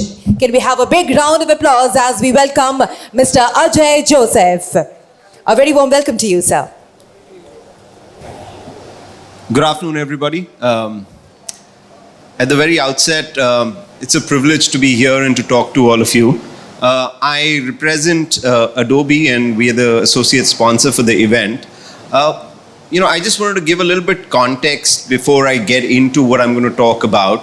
But from an Adobe standpoint, one of the things that we continue to try and do, right, is because we build products that are pretty much what enable a lot of the businesses to be able to do marketing or be able to manage your documents or be able to do seriously great engineering design work, right? We consider ourselves almost like a infrastructure enabler, right? So one of the things that we continue to push ahead is to keep working with governments and education bodies to ensure that we build out the skills for you to be able to consume these technologies so that your business can get better. Just as context, Adobe signed an agreement with the Department of Higher Education and Vocational Training in West Bengal. We've trained about 1,500 students in that domain, and we've also trained about 300 teachers on another set of products with the next step of training about 34,000 students across the state by the end of next quarter, right? So we're making some significant investment in terms of skills and enablement for you to actually be able to tap into folks that are industry ready and can add value to your business to be able to help you sell better and be more successful in the business that you've built with so much of your hard work, right? So there is a bunch of things that Adobe is doing from just being able to create that capacity for you so that you're able to take benefit of the products that we've built out. What I'm going to do over the next 15-20 minutes is to really talk about some of the innovation that we've done on generative AI. And just again, just taking a step back, right? AI has been something that's been there in the market for over the last 10-15 years, right? So whether it's artificial intelligence, whether it's machine learning, you've been hearing about that all the time. What's so different with generative AI and what's making it so compelling for everybody to think about it? And we think it's especially pertinent for MSMEs to understand what Gen AI is and what it can do to your business such that you can actually take benefit of what Gen AI offers. So if you really think about it, technology till now was something that you needed to be able to write code to, right? To actually be able to make it do what you needed it to. What generative technologies is now doing is that it's making it it's really what we like to call it lowering the bar, right? So your ability to interact with technology is being made simpler by the day, and that's really propelled by generative technologies, and that's something that's making a massive difference to what it means to get people more productive, to be able to do things which took days or months or years to do that at the snap of a finger, right? And in some senses at the speed of thought, right? So generative AI and this big leap that's being made in the tech world is something that you can benefit across different areas of the business, right? So it could be whether it's with regard to 3D design, right? Today you've got generative technology in 3D design that can help you, right? Or it could be with regard to, say, Photoshop skills, right? For you to actually be able to use Photoshop and leverage Photoshop better.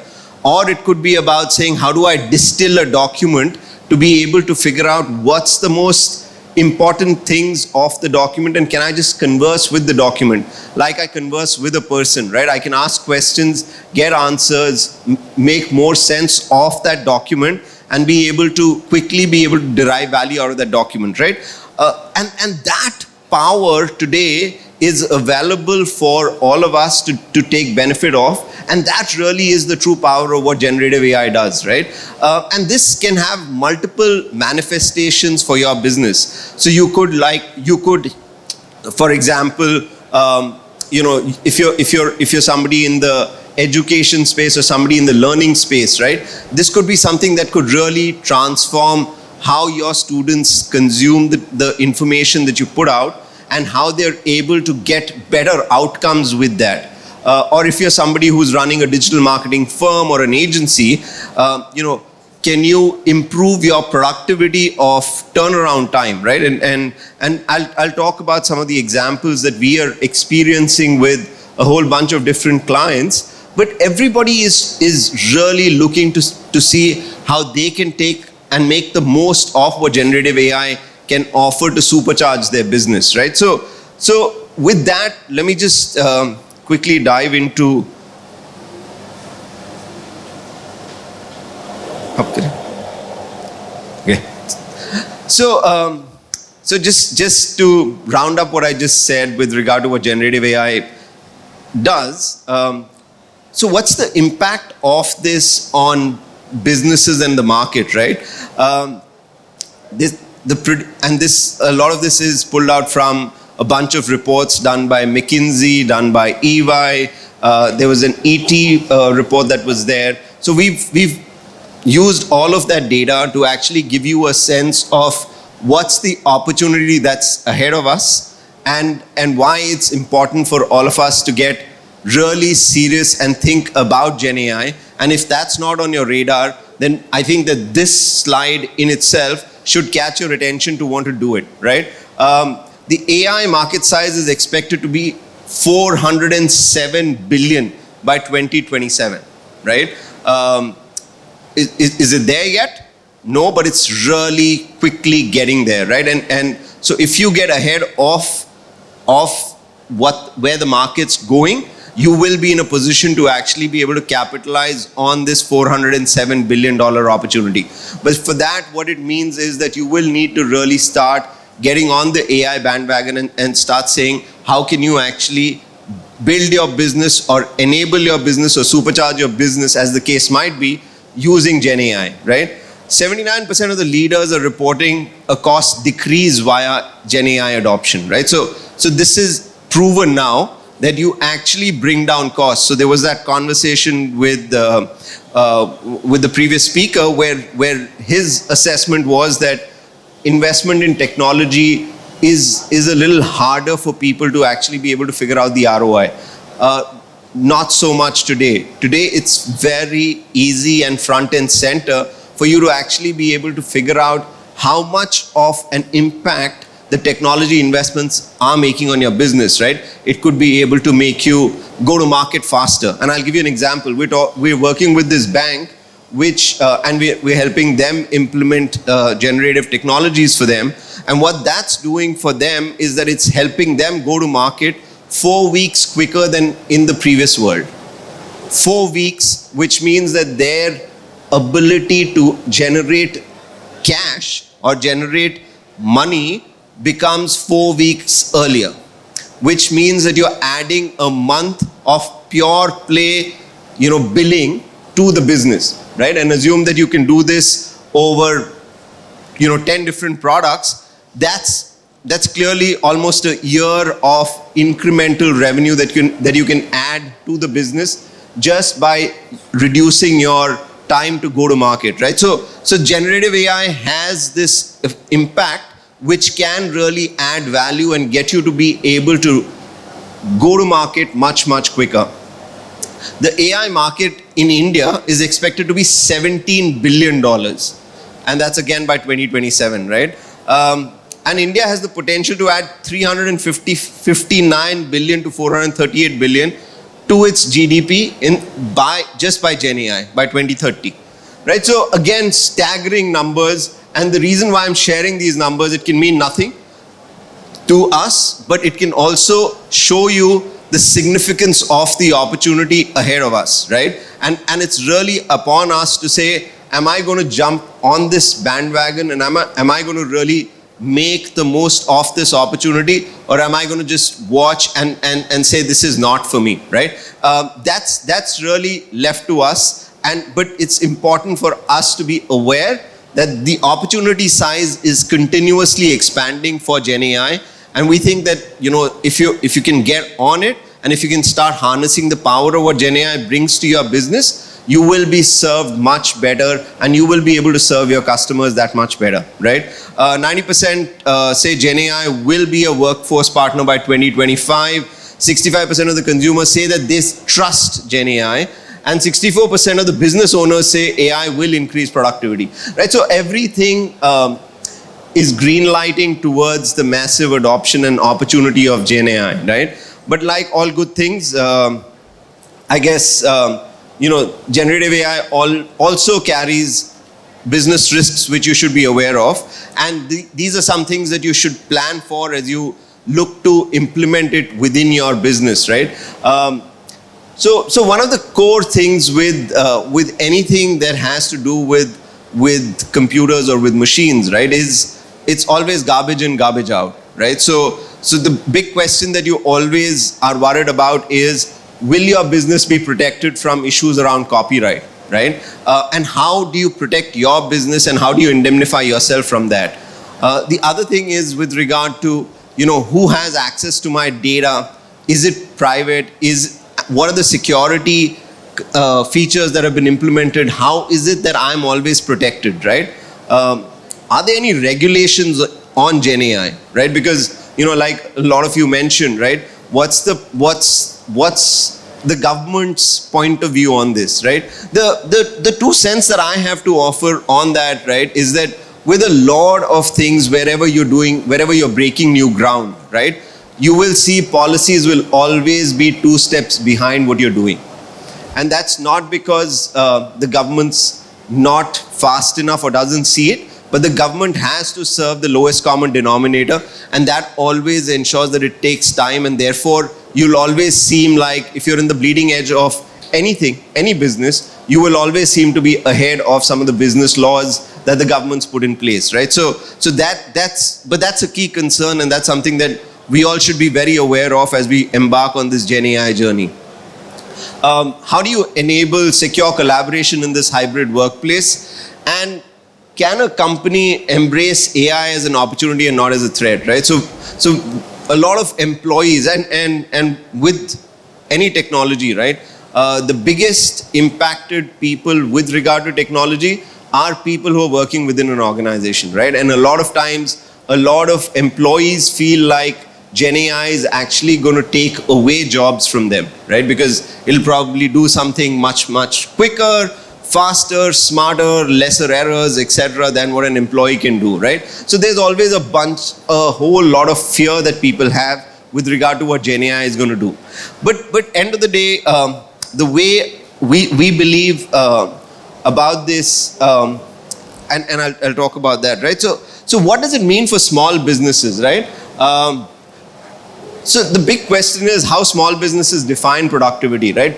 45% of the respondents that we spoke to, and this was a survey that we did across about 1,000 SMEs in India, in Brazil, in South Africa, and a few other countries, right? So 45% of the respondents associate productivity with impactful work over generating income or doing more work faster, right? So impact becomes a key driver of productivity, right? So people are not, and this is contrary to popular perception, right? And clearly, the smaller the business, the more people are focused on impact, and it clearly resonated in the survey that most of the employees also feel that the impact is what really is a measurable outcome, right?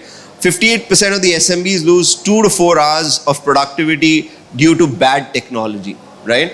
So any of you who are not using technology, this is a serious wake-up call, right? That you must implement technology and you must really help your employees to get more productive, right? And for all those who are looking to do that, our friend here is a consultant who could probably help you to actually make some of those things come to life, right? Small businesses are playing digital catch-up, right? And so business owners are aware that 85% of the businesses are playing catch-up on technology, right? Because, investments, priority, what do you prioritize? Do you prioritize over today, tomorrow? How do you do this? Do you prioritize payroll? Do you prioritize vendor payments? Do you prioritize investment on technology? And so there are multiple decisions and questions that all of you grapple with, and that's understandable. But the fact is that 85% of small businesses believe that technology can help them be more productive, and it's really left to you to actually make those hard decisions and hopefully make a good impact to your business, right? And 85% of the employees cite technology helping them work faster and smarter and focus more on impactful work, right? So that's a massive, massive opportunity for us to actually start looking at technology in a very different light and say, here's an opportunity for us to make that investment such that we're able to help make our employees and our businesses grow faster. What is Adobe's approach to generative AI, right? So what Adobe has done is that we we've implemented generative AI in our flagship product called Creative Cloud, which is basically, and you might have heard about products like Photoshop or Premiere Pro, or if you're in the digital marketing space, Lightroom, After Effects, etc., etc. What we've done is that we've got our generative AI, we call it Firefly, and we've embedded that into all our products, right? So today, something that would take you, say, 2 hours in Photoshop to do if you're a power user, can be done with just a prompt using Firefly, right? So we've significantly managed to bring down time for you to actually be able to do some of those things that are important to your business, right? But now the question is that how are we getting the data? How are we using that data? Are we using your information to train our models? Because all of these suddenly start becoming important questions, right? So the approach that Adobe has adopted is to train our entire GenTech stack only on data that is owned by us or is copyright free, right? So what we commit to you is to say that we will not use your data to train our models, and we will only use data that's either owned by us, licensed by us, or it's a license-free data, right? So that's how we have chosen to implement our view of generative AI, right? Our entire model, right, is again built on this custom framework, and the entire training and readiness is built on these custom trained models, right? So Adobe's built that, which is in a completely proprietary manner, but ensuring that your business is always protected and is always safe, right? The interfaces, right? So we're saying that these are going to be available across all interfaces to you, whether it's Creative Cloud, Document Cloud, or Experience Cloud, and we will make the same promise hold true for anything, right? And we've got a very strong ethics committee on generative AI internally for the company, and all our products that are coming up with generative AI capabilities has to go through that ethics framework, right? So this is to basically tell you that Adobe's got a very unique approach to generative AI, and we think that your businesses will definitely benefit from it. The only piece that I'll highlight of this slide, right, is around Acrobat Gen AI. How many of you are familiar with Adobe Acrobat? Good to see a few hands. Thank you. So till now, when we launched Acrobat in 1980, we actually open sourced it within 2 years of launching the product, right? And so you will see a lot of different versions of PDF. So the standard became PDF, and Acrobat is one of the renditions of PDF, right? And so that was done by Adobe to ensure that everybody can get the benefit of what Acrobat brings to bear, and there is a large amount of data that actually sits, and large amount of document set that moves on PDF, right? And the benefit of doing it on PDF vis-a-vis any other document format is that PDF has 3 important things, right? It's got a header, it's got entire text, and it's got this ability to have categorization of your data, right? Now, what these 3 things do for your documents is that your documents suddenly can be made alive in different scenarios, right? So if you're a business that's processing, for example, loans, right? Or for example, admissions. If you're a school or a college, right, and you're doing admissions, right? So you get a lot of the documents. How do you start making sense of it? If it's in a PDF format, you'd be able to do that much quicker, right? What we've done, or say for example, if you're a legal firm or you're a chartered accounting firm, right? You get a whole bunch of documents that you have to parse through, right? And can you make sense of that much quicker? The answer is absolutely yes. So with Acrobat, what we've done is now we've built in the generative AI capability in Acrobat, wherein you can ask the document questions and it will start giving you answers. and it will keep, and the beauty with the answers that you get from that document is that it will also give you the reference of those answers, right? So if you do any query on the web, right, whether it's any publicly available generative AI service, right, what you will see is that you don't typically get the source of that information, right? What Acrobat's done is that it's ensured that we will, for every answer that we give you, we will also give you the source of that such that you can reference it out. This is to ensure that everything that you generate using generative AI from Adobe is always secure, and it's something that your business can bet on, right? But today that's available in Acrobat. It's called the AI Assistant. What we're doing, in the coming few months is that it'll give you the ability to actually run this entire thing across multiple documents, thereby you being able to search multiple documents and still be able to get really simple and concise answers.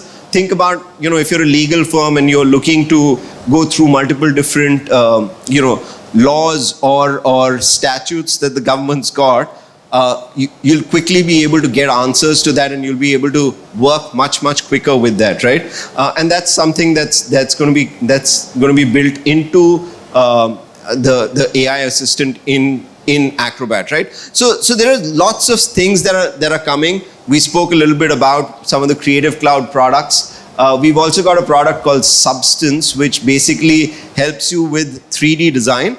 And there is generative technologies that we've built into that also, thereby enabling you to be able to do painting much quicker, or modeling a 3D design much quicker, right? So there is a whole bunch of things that we've done from a generative technology standpoint, and I have more slides to talk through, but I choose not to, primarily because what I wanted to do was I wanted to leave you with this framework for you to think about generative technology, and understand how Adobe is approaching it, and encourage all of you as business owners and business leaders to start putting together a strategy to put generative AI to work in your businesses, right? Because you cannot, the way I'd encourage us to think about this, right, is that today if you really look at it, how do you get to market, right? At one point in time, where you were located was a big differential advantage, right? You had ports, you had access to airports, etc., etc. Today with the internet, a lot of that has been democratized, right? You could be sitting in Siliguri or any other remote corner of the state, and you'll still be able to market your goods and wares to somebody in, say, Deloitte, right? Or somebody in Detroit, or somebody in Manhattan, right? How does that happen? It's because of what the internet allows us to do, right? And to be able to encash on this ability, right? We think that generative technologies can really help you. I spoke a little bit about what we're doing with the Govt of West Bengal with regard to skilling. So you will not be challenged to find people with the ability to be able to do this for your business, right? So suddenly we're helping you unlock capacity with people who are from West Bengal, who are studying here, to actually be able to bring that business value to your business, right? So we're creating the capacity, we've got the products, right? And sometime next week or the week after, we will be releasing an offer through the good folks at ET especially for people who attended this session, such that you can take benefit of these technologies at a price that's really competitive, right? So we will make the product available. We'll make the people capable to be able to use that product, and we'll give you a special suite offer for you to actually look at making more use of it, right? I wanted you guys to get familiar with how we think about it. I understand that some of this might have been a little, a little more Adobe-centric rather than what you were expecting. but we tried to try and simplify it as much as possible. I hope it was useful, and we really look forward to helping your business be more successful. And I wish you all the very best in your journey, and thank you for taking the time out. Appreciate Thank you it. so much, Mr. Joseph, for taking us through your presentation and explaining us more about how and why is digital media important for growing your business. Yes, so we were not expecting questions here, but still, yes, because you raised your hand, so maybe what's the question? Can we take that offline? Or, okay, we're doing it here. Hi, myself is Arijit Bhattacharya, founder of India's one of the first game development company. My quick question to you is, when you create a policy that the copyrighted material will be actually owned by the creator, and if it is not copyrighted, it will be probably co-owned. I have read your details. How about some companies actually going for a NFT, securing that particular object, and then coming back to your software and then utilizing it? Do you have such kind of structure? So where you or what platform or framework you want to use to secure your data is your choice, right? If you use NFT, blockchain, what have you. I mean, you could use multiple different technologies, right? Depending on what you do to actually secure it, that's your call, right? What we at our end would do is that if that particular data is not owned by us, we will not use it to train any of our models, right? We can help you as a user of the product can use our product to be able to make whatever changes you want to do to your product, but that still continues to be yours, and we will not have any say on the matter, or we will not use it or utilize it again. Does that kind of answer your question? It's fine. I actually represent a very large group of indie developers, so it's a question which is raising in multiple groups. Thank you for the answer. All right. Yeah, thank you. Thank you so much, sir. Thank you. Sir, request you to please raise the stage for a while. Yeah, and just with this, very small where question. are you, sir? Yeah, here. Okay, it's me. okay. Yeah. See, I'm a subscriber of your Adobe, and I'm a very extensive user. Of course, I mean mainly from the business point of view, not from actually the designing point of view. But what I find is that merging of the documents in your Adobe is still a bit difficult unless I'm using some third-party software like I love PDF and all that. Okay, so could you just please say a few words on this, or if you could make it a more simpler, if you could make it a little bit simpler, so on your main screen for merging the files. So merging documents is actually one of the core benefits that Acrobat brings to bear, right? Okay. Still continues to be yours, and we will not have any say on the matter, or we will not use it or utilize it again. Does that kind of answer your question? It's fine. I actually represent a very large group of indie developers, so it's a question which is raising in multiple groups. Thank you for the answer. All right. Yeah, thank you. Thank you so much, sir. Thank you. Sir, request you to please raise the stage for a while. Yeah, and just with this, very small where question. are you, sir? Yeah, here. Okay, it's me. okay. Yeah. See, I'm a subscriber of your Adobe, and I'm a very extensive user. Of course, I mean mainly from the business point of view, not from actually the designing point of view. But what I find is that merging of the documents in your Adobe is still a bit difficult unless I'm using some third-party software like I love PDF and all that. Okay, so could you just please say a few words on this, or if you could make it a more simpler, if you could make it a little bit simpler, so on your main screen for merging the files. So merging documents is actually one of the core benefits that Acrobat brings to bear, right? Okay. The feedback that we've had from people is that it's very simple and intuitive to use. I'd love to know more about the version of the product that you're using. The latest one, because I get it on a monthly basis. I'm a subscriber. Right, and so I'll need to understand that a little better for me to be able to give you a more coherent answer. Okay. But merging of documents is a core functionality that Acrobat's engine and business rests. No, I do it very easily when I use those third-party add-ons like I love PDF and all. But then unfortunately here I'm not able to. Sure, happy to speak offline. Yeah, sure. Thanks. Thank you so much, sir. Well, with this, I'd like to invite Mr. Joydeep Ghosh, respected General Manager, Economic Times. Please put your hands together as we welcome him to give this beautiful token of appreciation to Mr. Joseph.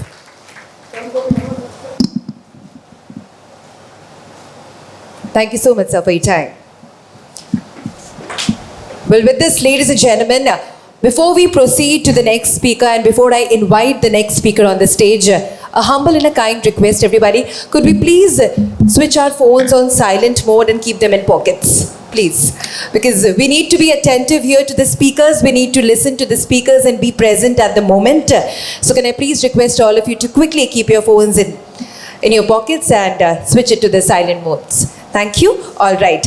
Well, proceeding ahead. Now, I would like to take the privilege to invite on dais Mr. Sagar Daryani, co-founder Wow Momo, to deliver a special address on the topic Brand Building Lessons, how humble momos became a national business. Can we have a big round of applause as we welcome Mr. Sagar Daryani, co-founder Wow Momo. A very warm welcome to you, sir.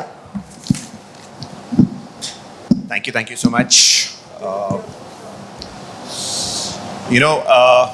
I've been into entrepreneurship for the last 15 years, and the journey has been nothing less than a Bollywood blockbuster. There have been days when I have been so happy, I didn't feel like sleeping. I was so excited. And then there have been days where I have been anxious, stressed, upset, felt like giving up, and I haven't been able to sleep. What I've realized is that your dreams should be so big that they don't allow you to sleep. आपके सपने इतने बड़े होने चाहिए कि आपको सोने ना दें. And I'm blessed, I'm grateful that I'm living that journey, I'm living that dream. My friend Vinod and me started Wow Momo 15 years back, 2008-9, with just rupees 30,000, which would in today's day and age be less than even $400. And today we have a team of 6,000 people. We're there in 40 cities, and we have created Bengal's national brand, which I'm very proud of. We keep talking about action in Bengal, and just to state some facts, I think the last IPL that went, there were some 9 brands from Bengal which they had logos on IPL teams. We heard Mehul. We've seen brands like Manyavar, Lux, Rupa, Joy Cosmetics. I think all of them thriving from Bengal, Imami, ITC. You keep naming them, right? So I think it's a very good feeling that being a son of Bengal and creating India's national brand from Bengal, and having my headquarters here does feel great, does feel good, and it's been a journey where from 30,000 to today 500 crore top line business. 40 cities, does feel great, but a lot of people ask me, because this session is on brand building, what is it that you need to build a brand? I think you need a great product, great service, and I'll try and make you guys answer it. How many of you in this room actually have Wow Momo? If you can raise your hands. So you need a great audience. It's the customers who make us what we are. अगर आप लोग नहीं रहेंगे तो हम नहीं रहेंगे. And I think for any business, brand building starts with the consumer. And for us, the first customer is not the one buying the product. The first customer is the one serving the product, because happy employees ensures happy customers. I think a brand is built by a team. You can't build a brand alone. Brands are built in the minds of people. You have to create an impression in the mind of the consumer. So right from the product to the packaging, to the look and feel, to the color, to the t-shirt that the staff wears, to the way he talks, I think everything goes out there to create a brand in the mind of the consumer. When I started Wow Momo, I was not a brand from the US that I would open a store and there would be a huge queue outside my store. I had to make a bright yellow signage. I had to make people roll their eyeballs, move their necks to left, right, get attracted and come to the store and eat the product. I knew one thing, koi ek baar hamara momo khayega, they'll become ours forever. So, when I never had money to print leaflets, I would wake up at 6 in the morning, go to a chicken vendor, buy chicken, buy vegetables. The only thing I had was I had a credit period of 10 days. So I would take one momo, cut it into 2 parts and do sampling with it and get revenue. And with that revenue, ensure that I'm able to pay my rentals, I'm able to pay my creditors. And that's how the business was built. And I think that humble beginning taught us that in this business, in any consumer business, 1 rupee saved is like 5 rupees earned. So the journey started from there. Next 7 years, obviously, we bootstrapped, plowed back profits from 0 to 43 stores, no funding, no equity funding, no debt funding. The biggest investor was the consumer, sold momos, saved money, opened another store, sold momos, saved money, opened another store. So it was all about plowing back profits. And I think that 7 years was the foundation for us. Then we raised our first round of angel funding. Then we had various investors come along. We had Tiger Global come along. We just raised the last round of funding with the Malaysian Sovereign Fund. And it's a matter of pride that, we talk about brands like Domino's and KFC in the food space coming from abroad to India. I think we are very clear we want to create an Indian brand that goes global. So local going vocal, going global. So 10 years from now, don't be surprised if you see a Wow Momo in Times Square, New York. Definitely in the next 1 year, you'll see a Wow Momo in Bangladesh, in Nepal. And India is so big, it's so huge, it's so massive that every big city is like a country in a country, right? For me, my role model brand was Domino's.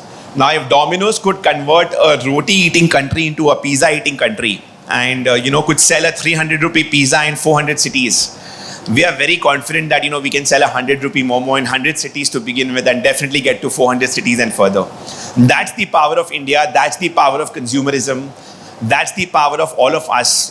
Jab main chota tha, in economics, I would study that, our population is a weakness. But in today's day and age, our population is our biggest strength.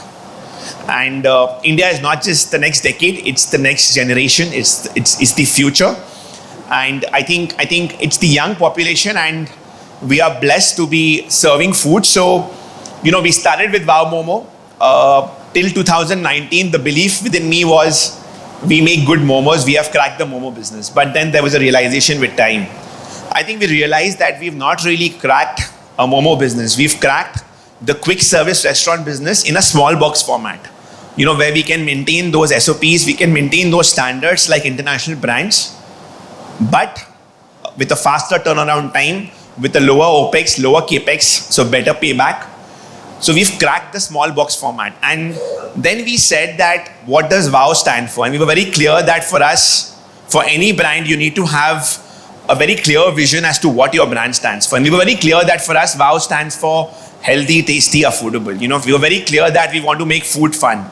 Taking a simple steam momo to a pan-fried momo, to a momo burger, to a chocolate momo, to, doing heart-shaped chocolate momos on Valentine's Day, to doing a tricolor sauce on Independence Day, Republic Day, to converting the WOW, WOW to MOM on Mother's Day. So I think we were very clear in our heads that, we want to be connected to people. We want to be a part of people's daily lives. We want to be a part of people's social life, whether it's a birthday party, whether it's a wedding, whether it's a god bharai, momos should be available there. And I've been a very strong believer ki jo dikhta hai wo bikta hai. So a lot of people ask me that, how have you built the brand? I think for me, the biggest marketing point has been opening more and more stores, being more and more visible.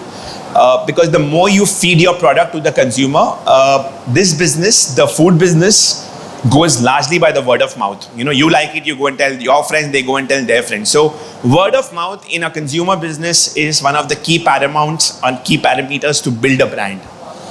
And like I said, it's the consumer who is the brand celebrity for us. So I don't require a Bollywood star or a cricketer to come and cut the ribbon of a new store.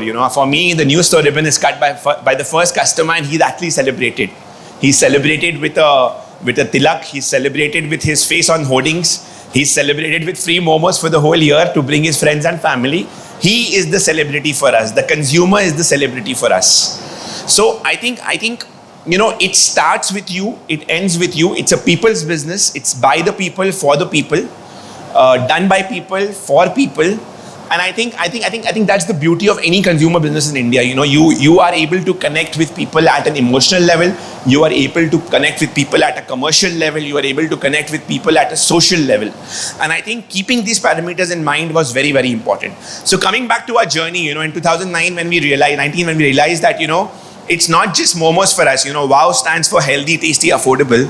The question for us was, what next? And then we realized that, right from North India to South India, from Kashmir to Kanyakumari, everyone wants to consume they see Chinese, Indian Chinese, but there is no brand in that space. People would come to Wow Momo and ask for Chinese food.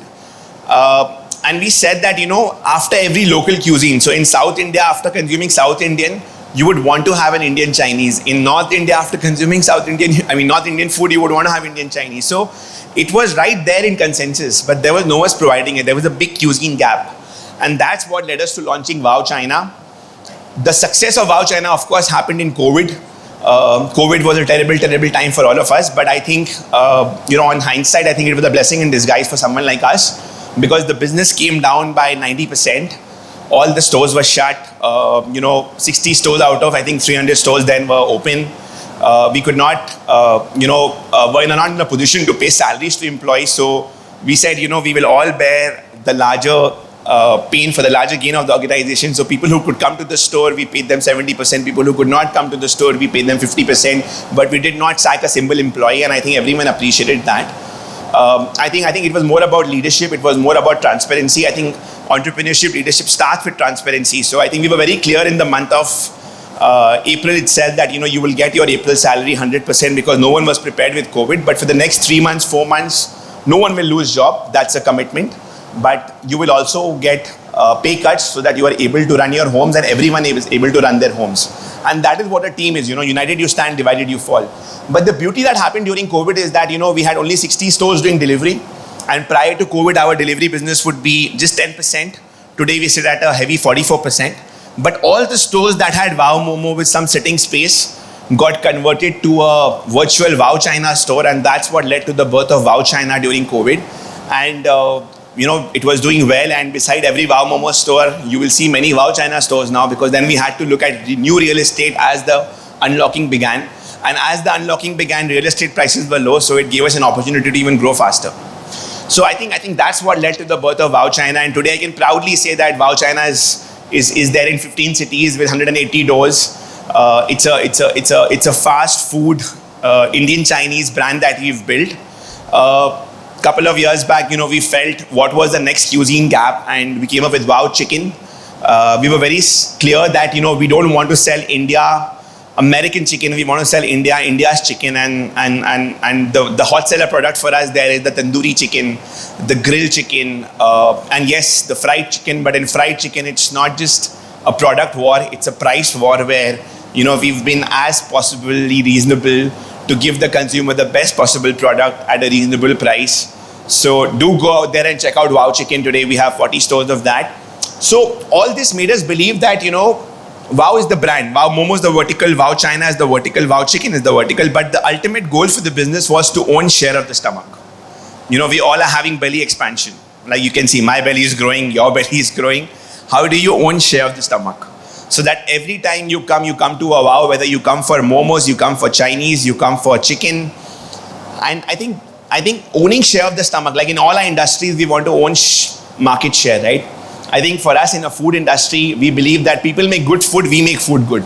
So for us, it's about owning share of the stomach. So I think with that vision, we want to be, I look up to a brand like Tata, which is a conglomerate from salt to steel. I think in the food space, we want to be the Tata which denotes trust, and just a couple of months back, we launched our first dessert brand, which is Wow Kulfi. Again, for us, Wow Kulfi was more like a McCafe inside McDonald's. So Wow Kulfi inside all Wow Momo stores to give you more throughput sales. But the response in East India was phenomenal. We did a pilot in 70 stores. Imagine revenues went up by 20% without any extra labor, without any extra rental. It was just investment in infrastructure. And we just opened our first few stores of Wow Kulfi. And believe you me, I feel I can imagine 500 Wow Kulfi stores in India in the next 3 years.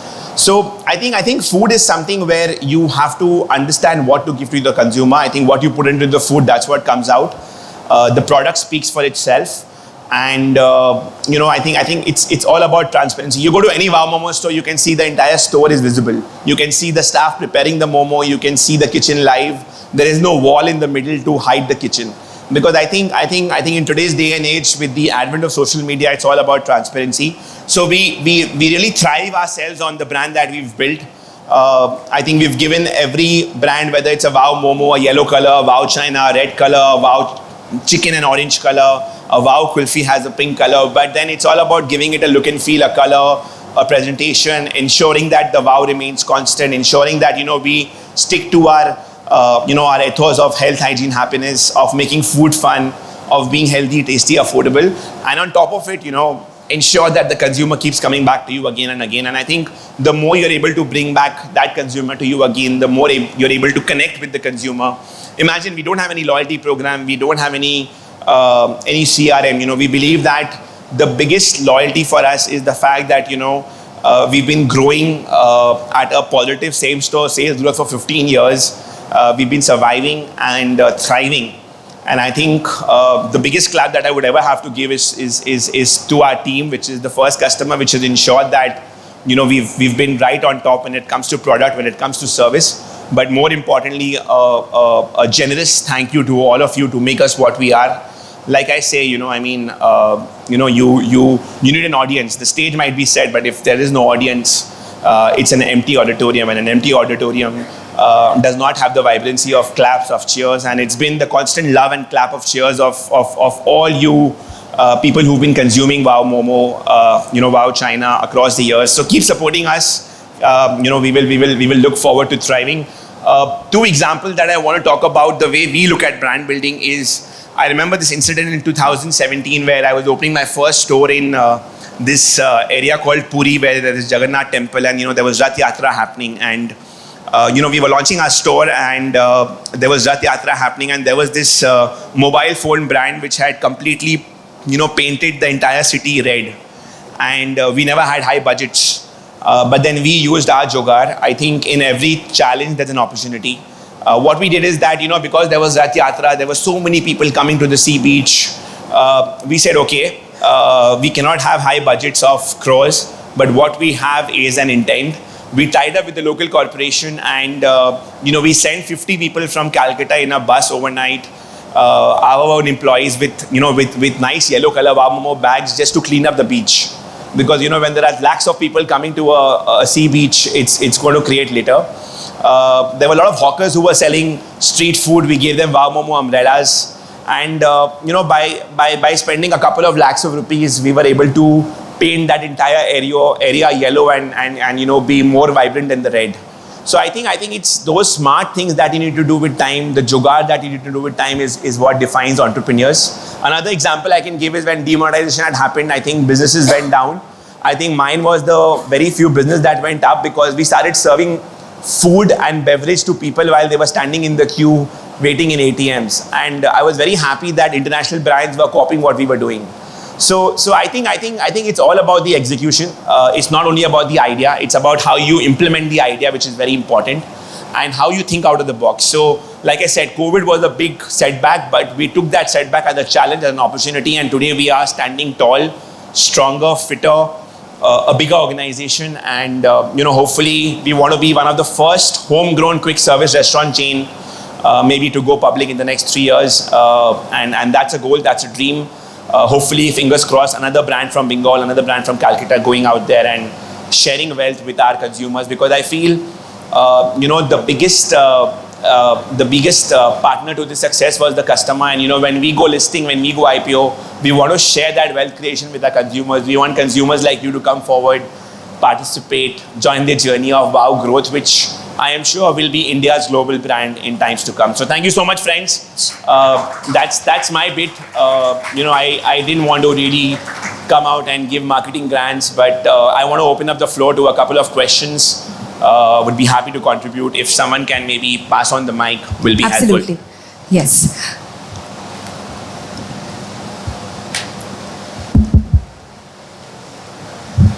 Hello.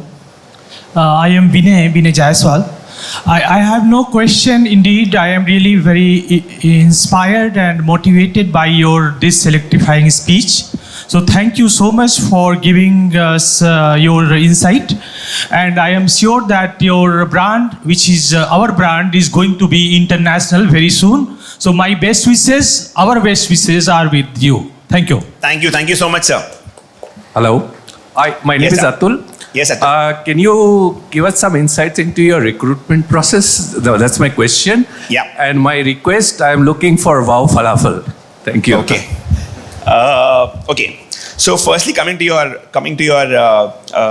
recruitment process, I think when I started off, it was not possible to get the best of talent. I learned something very early in my entrepreneurial journey. I said that, if everyone looks at hiring the best, where will the average people go?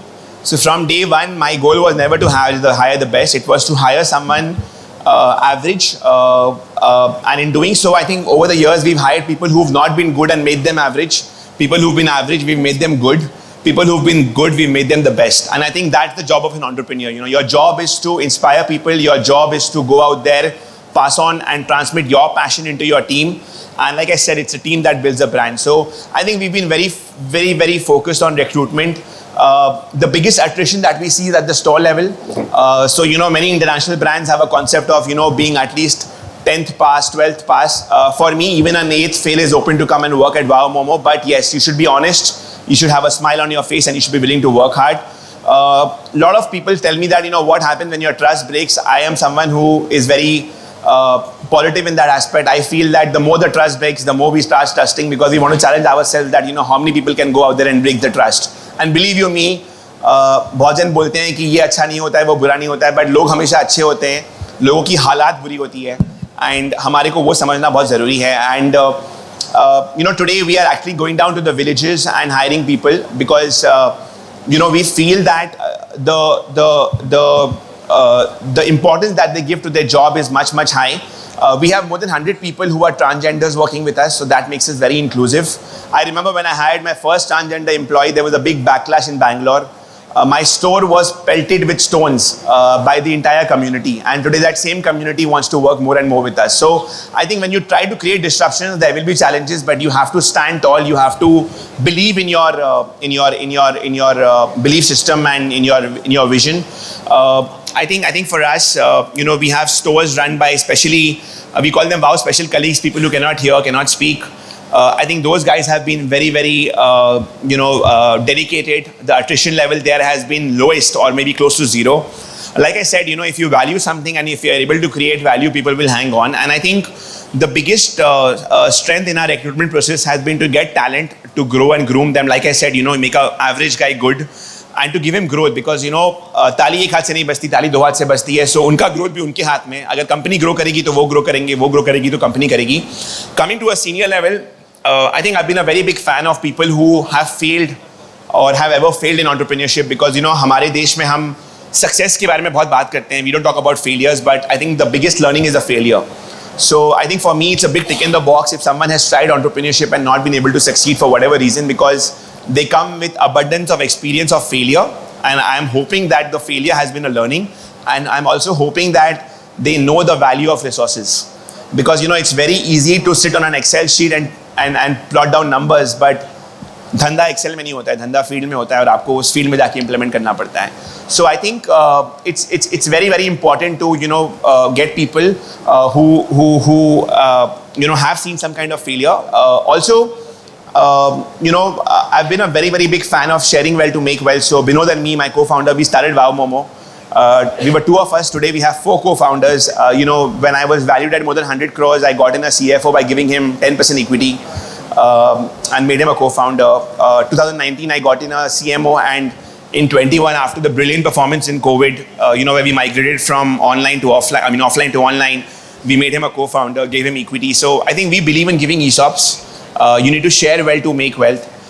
So a big fan of people who want to grow, people who've not exhausted, but people who have the hunger to grow.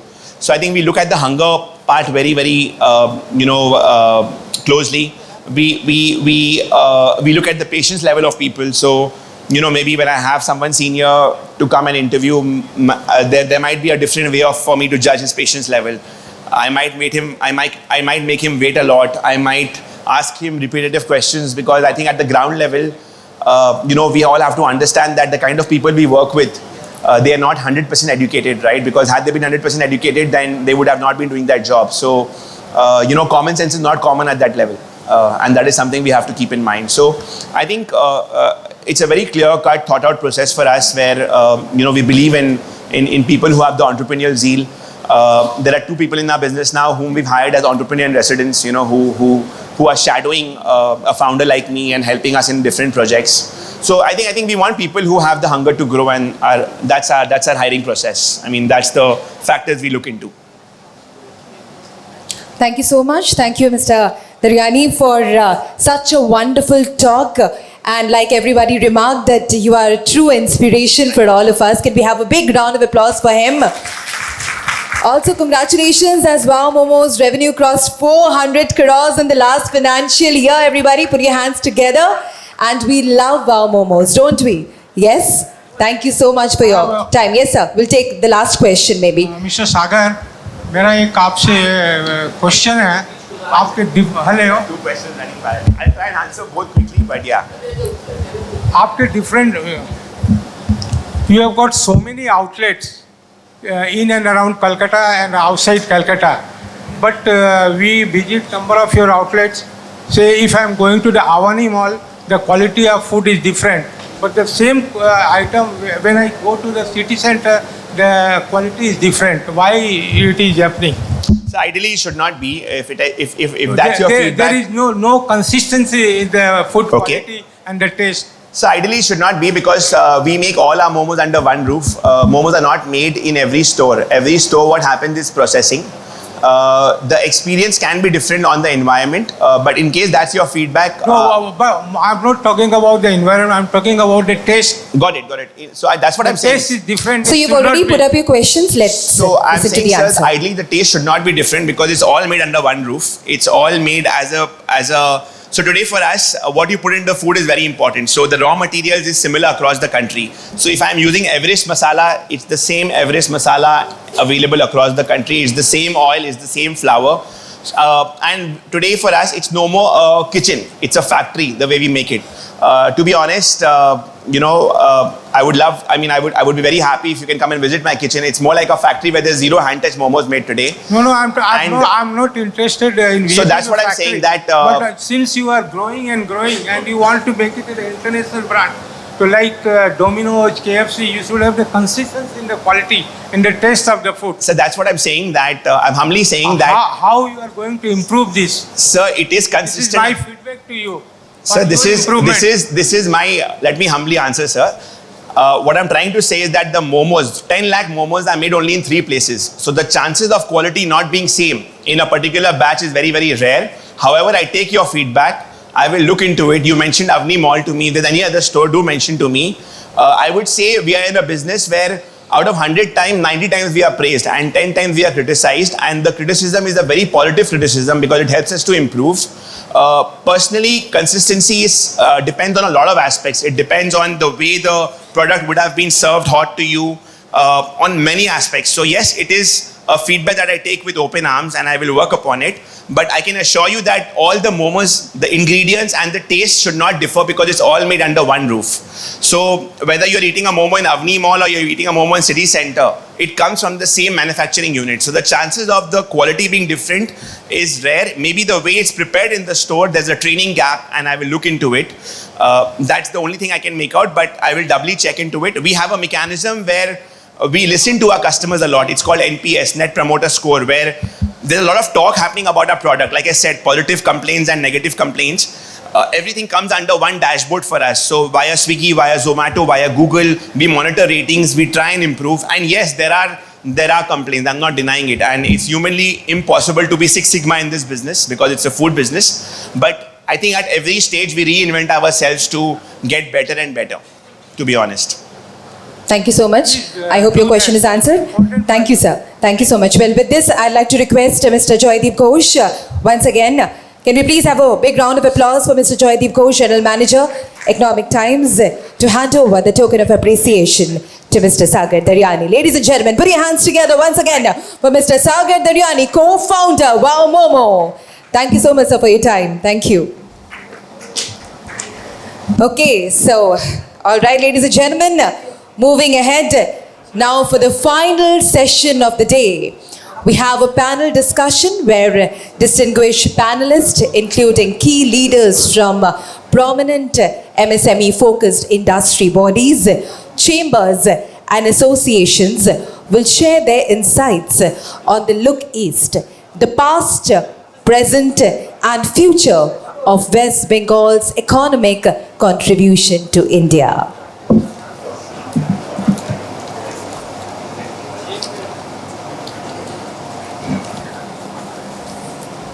Well, I would like to welcome on stage Mr. Shashi Panja, Principal Correspondent, Economic Times, to moderate this panel. Can we have a big round of applause as we welcome Mr. Shashi Panja on the dais?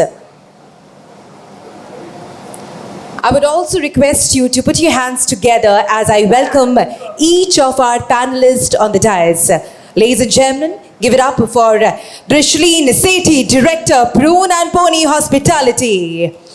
A very warm welcome to you. Can we have a big round of applause as we welcome Shriyam Mall, EVP, EPR and Consultancy, Hula Tech Recycling Private Limited. Put your hands together for her. Mr. Probir Bhattacharjee, Secretary General, Tea Association of India. Ekbar jore hath tali hobe. Mr. Topo Nondi, Member Committee of Administration, COA, Council for Leather Exports, CLE. Put your hands together, everybody. Mr. Somesh Dasgupta, Whole-Time Director, India Power Corporation Limited. Can we have a big round of applause as we welcome all our panelists on the stage? Thanks everyone for being such a patient audience. I know it's a long session, but now we are heading towards the last part of the session. And it's a panel discussion. We have a mix of some youngsters in the field and along with some veterans. And the topic for today's panel discussion is Look East, the past, present and future of West Bengal's economic contribution to India. Well, it's all about, we will discuss about how West Bengal has done in the past, what's doing in present in terms of its economic contribution to India. Also, what the industries, MSMEs particularly, are doing for the state. And what's the plans for the future, what can be done in the future. So for this we have in a panel, I'll start from my extreme left, sorry. I have got Drishleen Sethi, she's Director, Prune and Pony Hospitality. Now, thereafter I have Probir Bhattacharjee, Secretary General, Indian Tea Association. I have Tapan Nandi with me, Member, Committee of Administration, Council of Leather Exports. To my right is another veteran, Somesh Dasgupta, Full-Time Director, India Power Corporation Limited. And at last I have Shriyam Mall, EVP, EPR and Consultancy, Hula Tech Recycling Private Limited. Okay, the rules of the game are very simple. I'll put one question to all of you, then we'll get into specifics in the second round. The first question would be the common question. I'll start with you, Drishleen. Okay, first of all, I wanted to ask you, what's your view on the current industrial landscape of Kolkata? And apart from that, the second thing is, what factors, according to you, have helped the state of West Bengal in the past? And what are the areas where improvement is still needed? Thank you very much. Hello, everyone.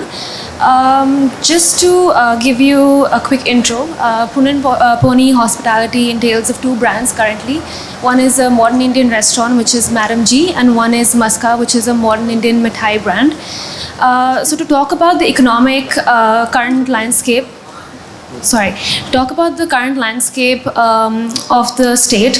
I think, as we all know, that it's plays a very pivotal role in the entire eastern logistics corridor.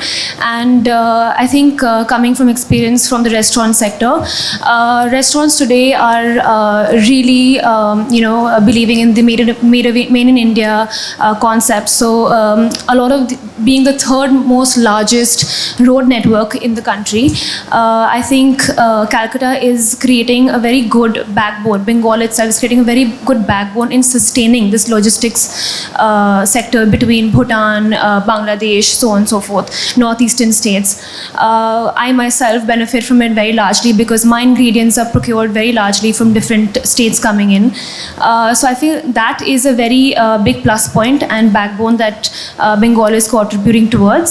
Secondly, I think I started doing started this industry 10 years ago. And I think back then the real estate landscape was very different, and I think it's grown 2.5 times since then. And the real estate, not just the projects are rising, but even the rates have become much higher, which is also directly related with the economic landscape and the robust growth, and the constant inflow between the entire population of funds and demand. Yes. Okay, fair enough. Coming to you, Mr. Bhattacharya, same question. What's the view on the economic and industrial landscape of Kolkata, and what are the things you see, what had helped the state in the past, and what can further be improved? Thank you. First of all, talking about speaking of the economic or the industrial landscape of West Bengal, I think the audience sitting over here will realize that West Bengal has been the traditional industry base of say jute, tea, and basically if you look at the industrial scenario in West Bengal, it basically comprises of the surfeit of MSMEs. Now if you are looking for a larger industry that is there or not there, unfortunately the scenario is not very rosy for the large industries concerned. But this is a state which has given birth to thousands of MSMEs, and the economy is driven by the SMEs. Speaking from my own domain, I come from the tea industry. Now the tea industry, as you know very well, it is a large employer. I mean, the only three dominant industry in West Bengal, in the North Bengal, is the tea industry. We have a direct employment of around about 3 to 4 lakhs of people, and the backward and the forward linkages would come to about 20 lakhs. So basically, I would only put it in this way, that it is a traditional base of industries concerned. There has not been a very spurt of large industries that has come up over there. Of course, the government is trying its level best over there. They have come out with the industrial policies, Shilpa Shri and all that.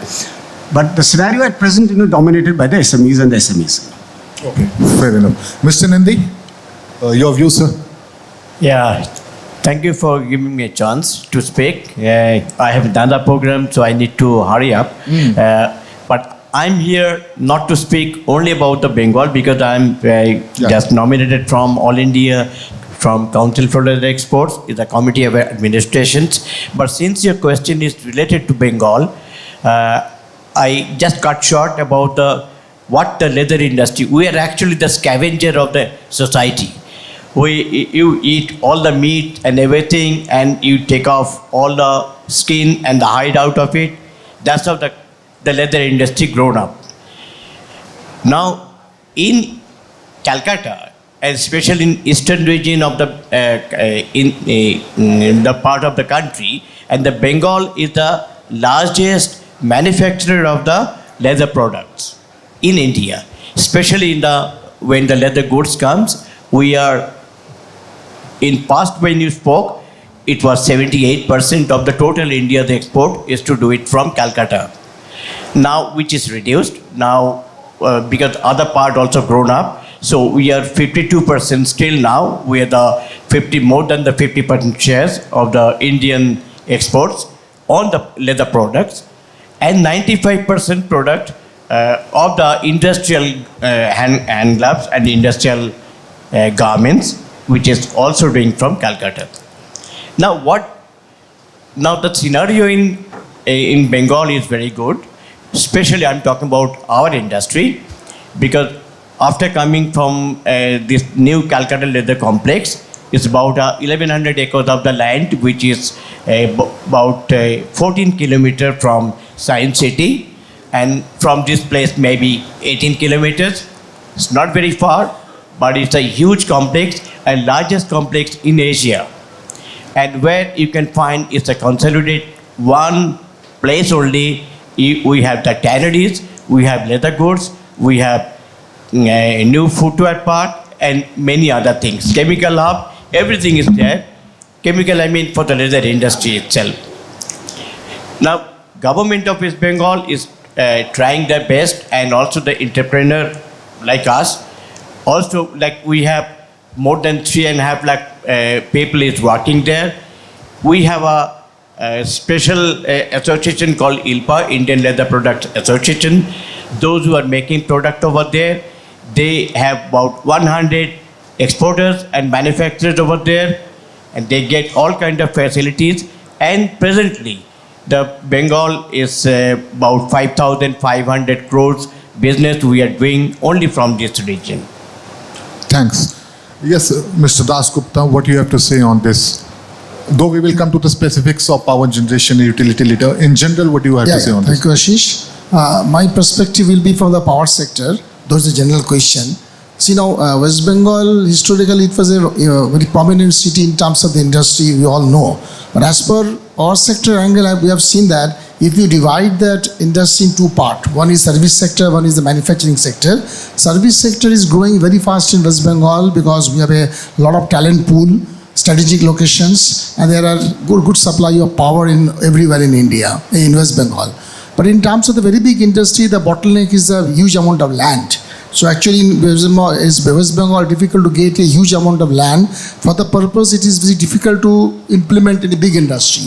But for the SMEs concerned, if you are restricted to the manufacturing industry, in the industrial park, or you have a service department, service companies, it's a tremendous opportunity in West Bengal. So I hope that because as talent pool, strategic location, abundance of power supply, everything is there. And the stable government for last 10-15 years, a lot of government policies also for the small sector is very good. So I am expecting that as we are supplying power in Ranigaj, Asansol, that area, which is basically the industrial hub of West Bengal. Mostly our 70% consumers are the industrial consumer, and they are mainly in sponge iron belt and other steel, mini steel plants. We have seen that there is a tremendous growth in terms of the small and SME sector in West Bengal, and I'm expecting that it will be grow from time to time. Okay, fair enough. Okay, Sriyam, coming to you. So good afternoon, everyone. I think we have already spoken a lot about what is currently happening. I like to shortly add to it. I personally believe that we all know that West Bengal is a major commercial and financial hub in Eastern India and is also one of the major communication hub for northeastern states. Yes, services are doing very well in Bengal, be it IT hub, IT is growing, real estate is growing. As we have already addressed, yes, larger industries needs to come up. Industrialization is a segment where we are probably not at par with other states. That is the area some work can be done upon. Apart from that, I would also like to highlight that handicrafts and art and artisans have been very core to the state of Bengal. We have always been known for our handicrafts, and I think that is one segment which is really doing well in terms of export as well. And with the whole sustainability picking up, that is a segment I think which will also grow more in the future.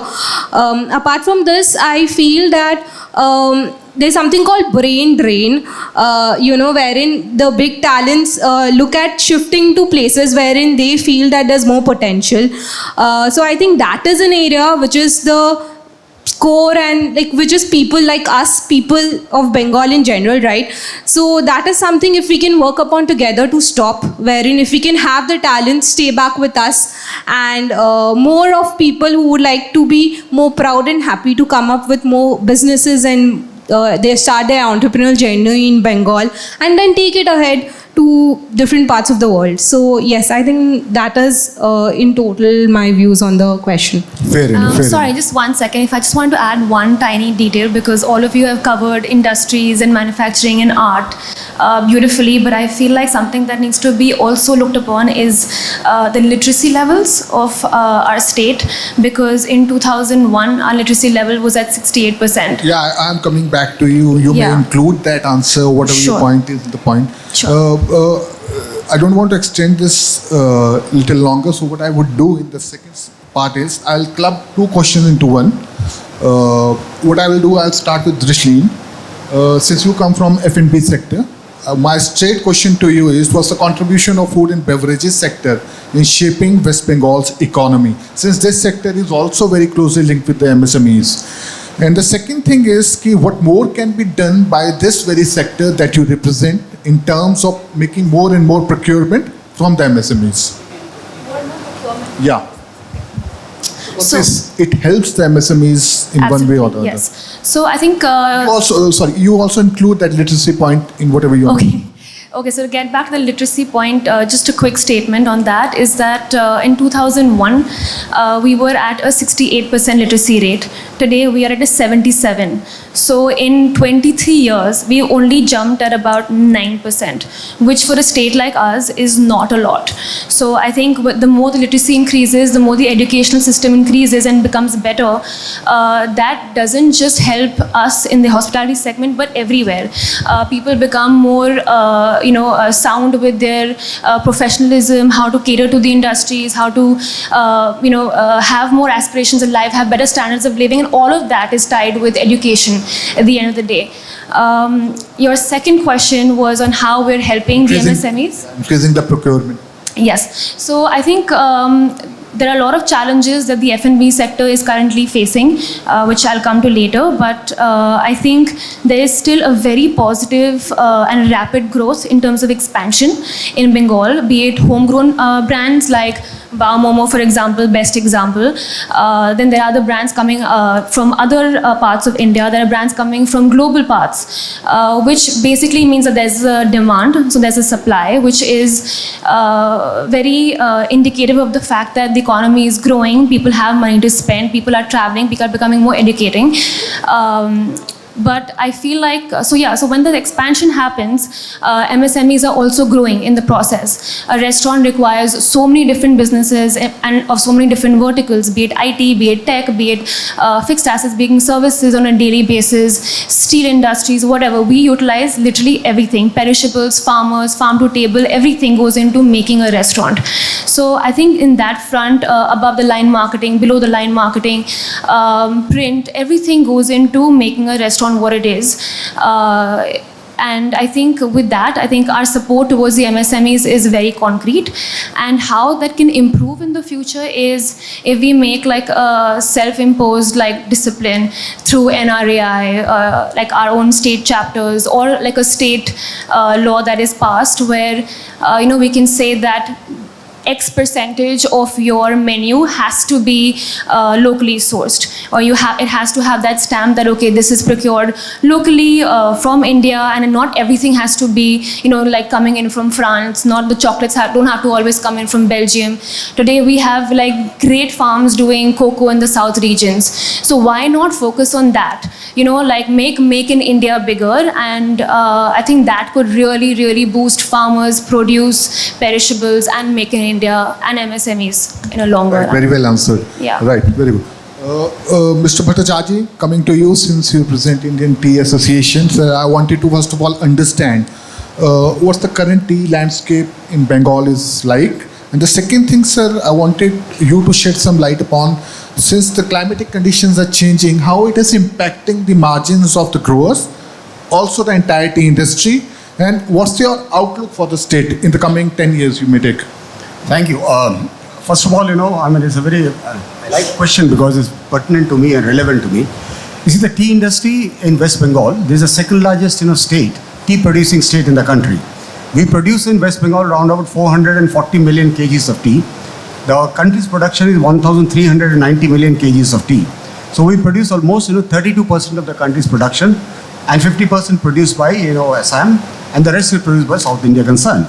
Now you can very well imagine that 442 million kgs, that is almost we are contributing more than 10,000 crores in terms of the raw value I'm talking about. But see, what is most important for the tea industry is not what you are contributing. You look at the social aspect of it. Now this is one of the industries which has been governed by one of the most oldest of the regulations, legislation that came in the country. That is called the Plantation Labor Act. If anybody has had the privilege of going through the Plantation Labor Act, you'll find it out over there. It's a concept that deals with the womb to the tomb concept.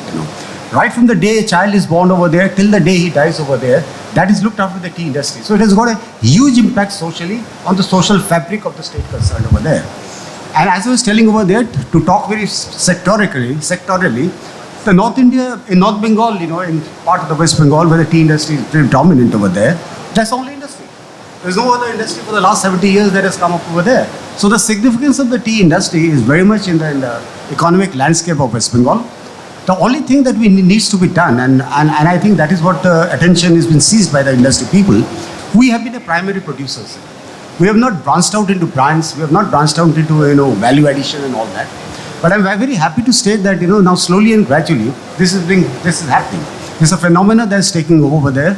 In the port area, we are having a logistical hub for tea producing countries, where the branding is done, the value addition is done, and then thereafter export from the outside the country concerned.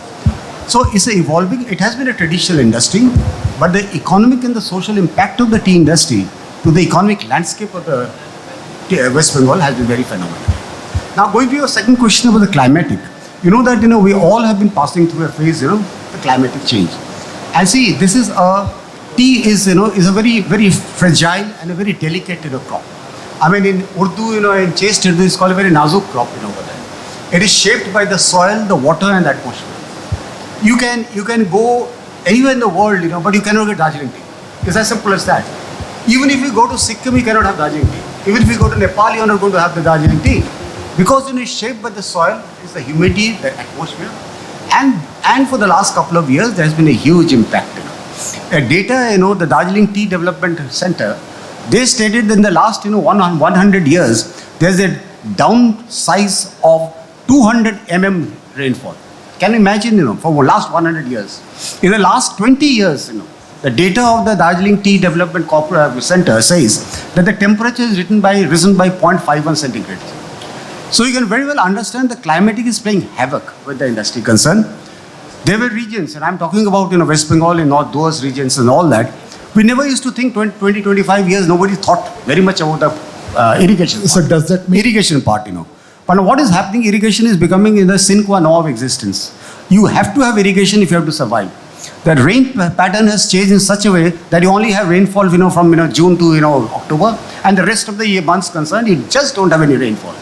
I remember even 25 years back, in the North Bengal, used to have rainfall from the the pujas till till April, at least 4 to 5 times. You don't have rain at all now over there. That's a huge impact. So does that mean now, since it's happening, climatic change is happening, people are migrating to the different sectors because it is impacting the margins also? No, I'll tell you. Yes, partially you're correct. It is affecting the margins in the sense that the tea industry is going through a downhill. The margins are there because it's not because of this factor concerned. There has been other challenges that has come for the tea industry. The emergence of the small sector. Now see, as a consumer, I know everybody drinks a cup of tea in the morning hours or throughout the day concerned. To a consumer, tea is tea. They don't distinguish where the tea is coming from. Whether it's coming from the organized sector, whether it's coming from the small sector. Now there are two challenges before the organized sector. The organized sector is bound very strictly by the laws of the land concern, which adds cost. But the unorganized sector don't have to.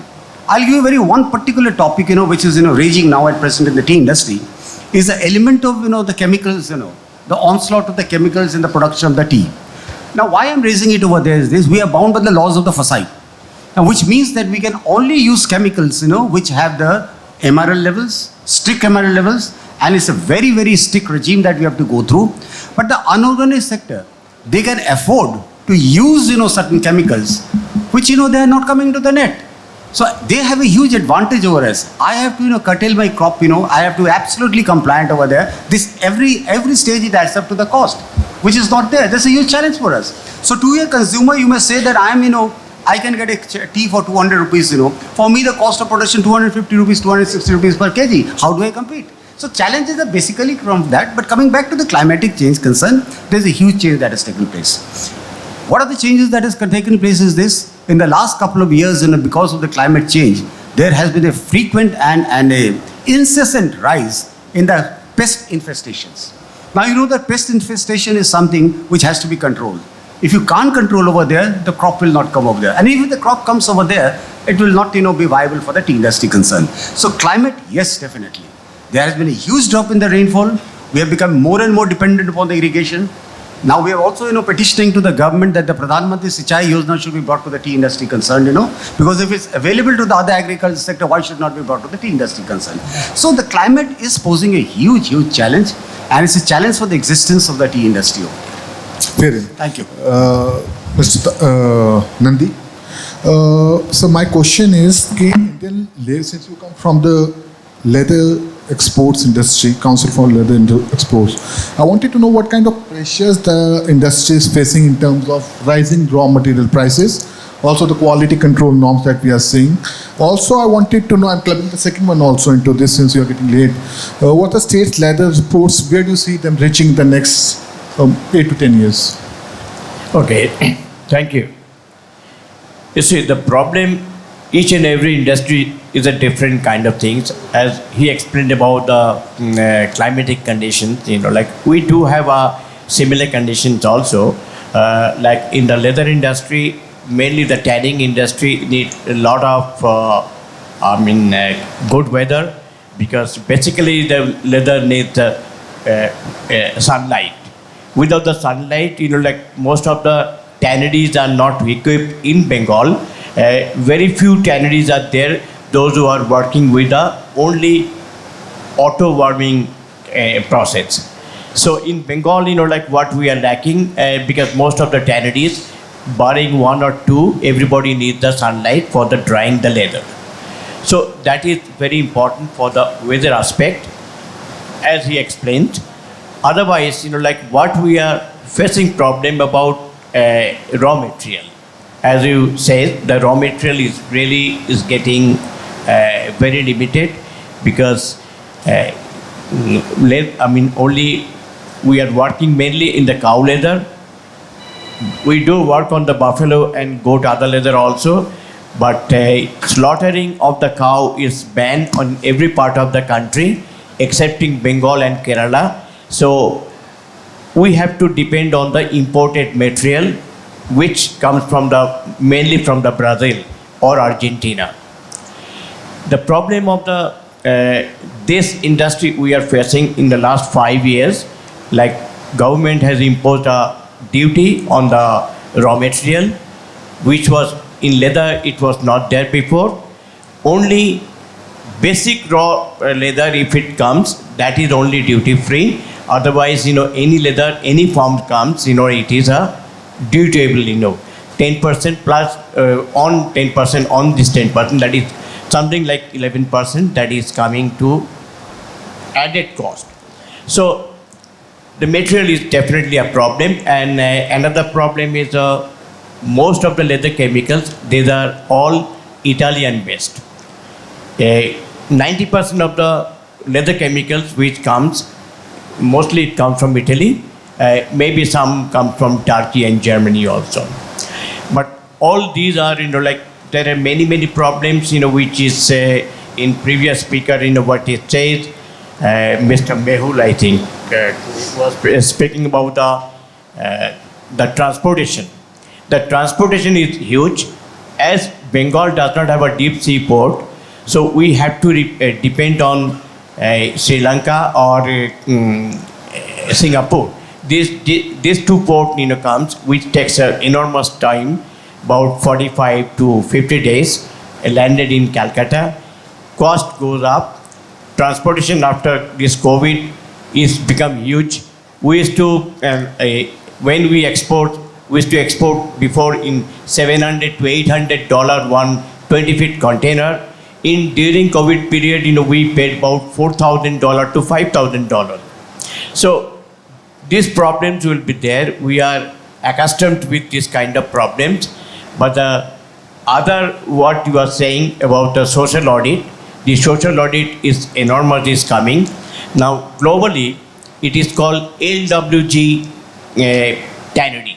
That is LWG tannery. If you are not graded, if you are not audited on this, many of the big brands in Calcutta, many top brands like Prada and Armani and many other people, Coach, all are buying from Calcutta, but they all are dependent on the imported leather. They do not trust on our leather, because they have a nominated supplier. So we are facing again problem of this transportation, because each time, when it's any place to another place it goes, the transportation cost goes up. That means added to your cost.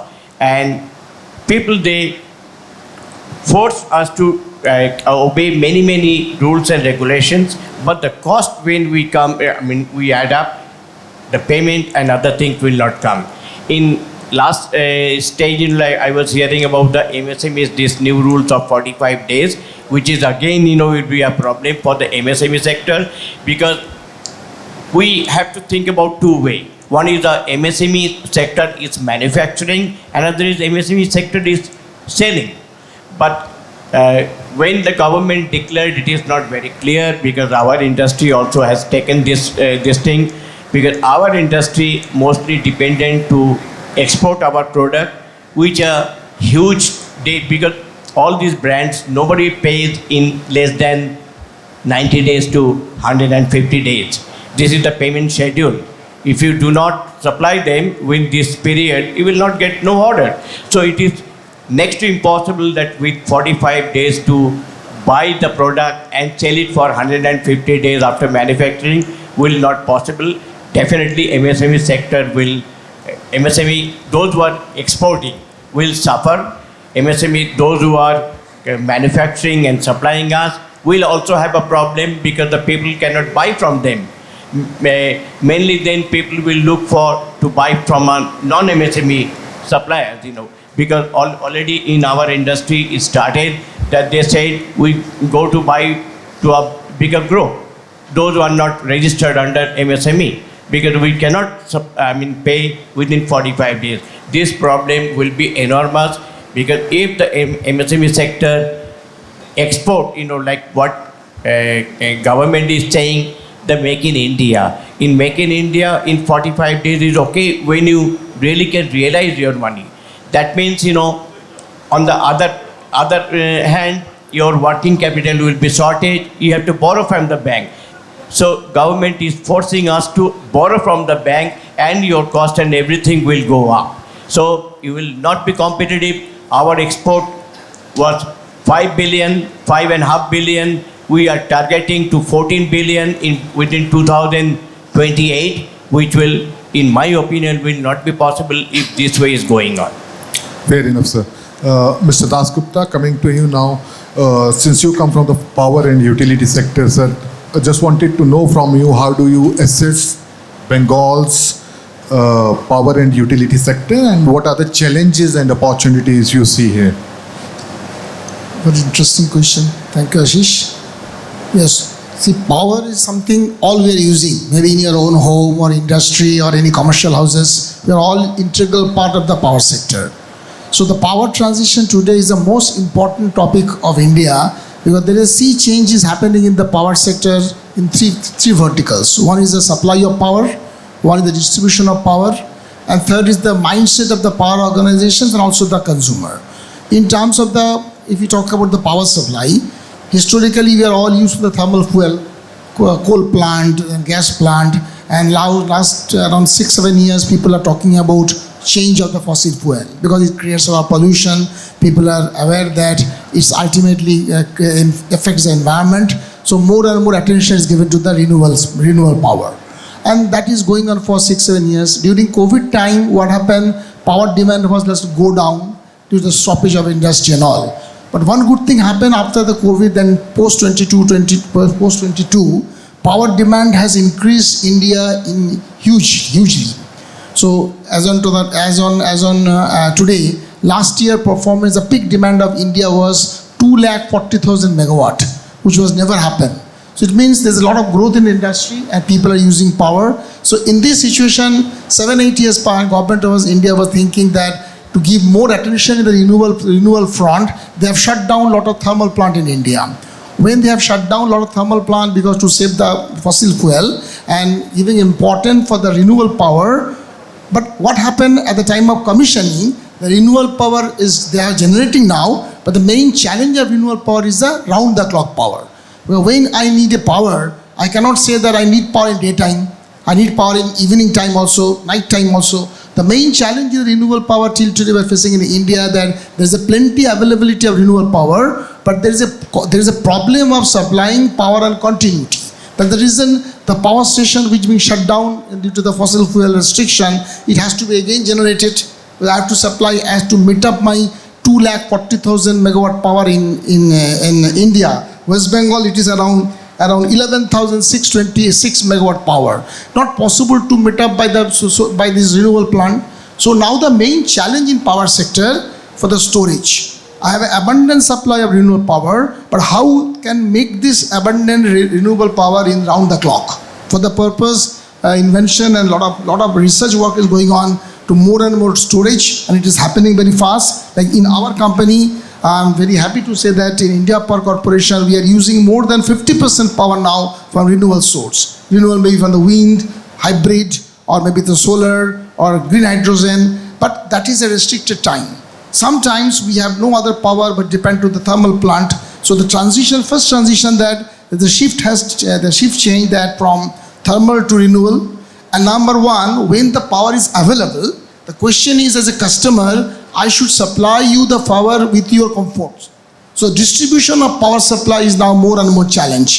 So for the purpose, 90% big organization, they're using a lot of automation in the power distribution. Your SCADA system, your IoT, lot of consumer-centric approach, so that I can control your theft, supply power, consumer-centric thing. So this automation and digitalization is coming in India a big way, in West Bengal also. Third point, the mindset. Mindset means, initially our idea was power is a welfare subjects. I have a power to supply the power, 50% people will not pay, is a political welfare practice. I'll give a free power to all of you. But now the time has come, people are thinking, power is also a commodity.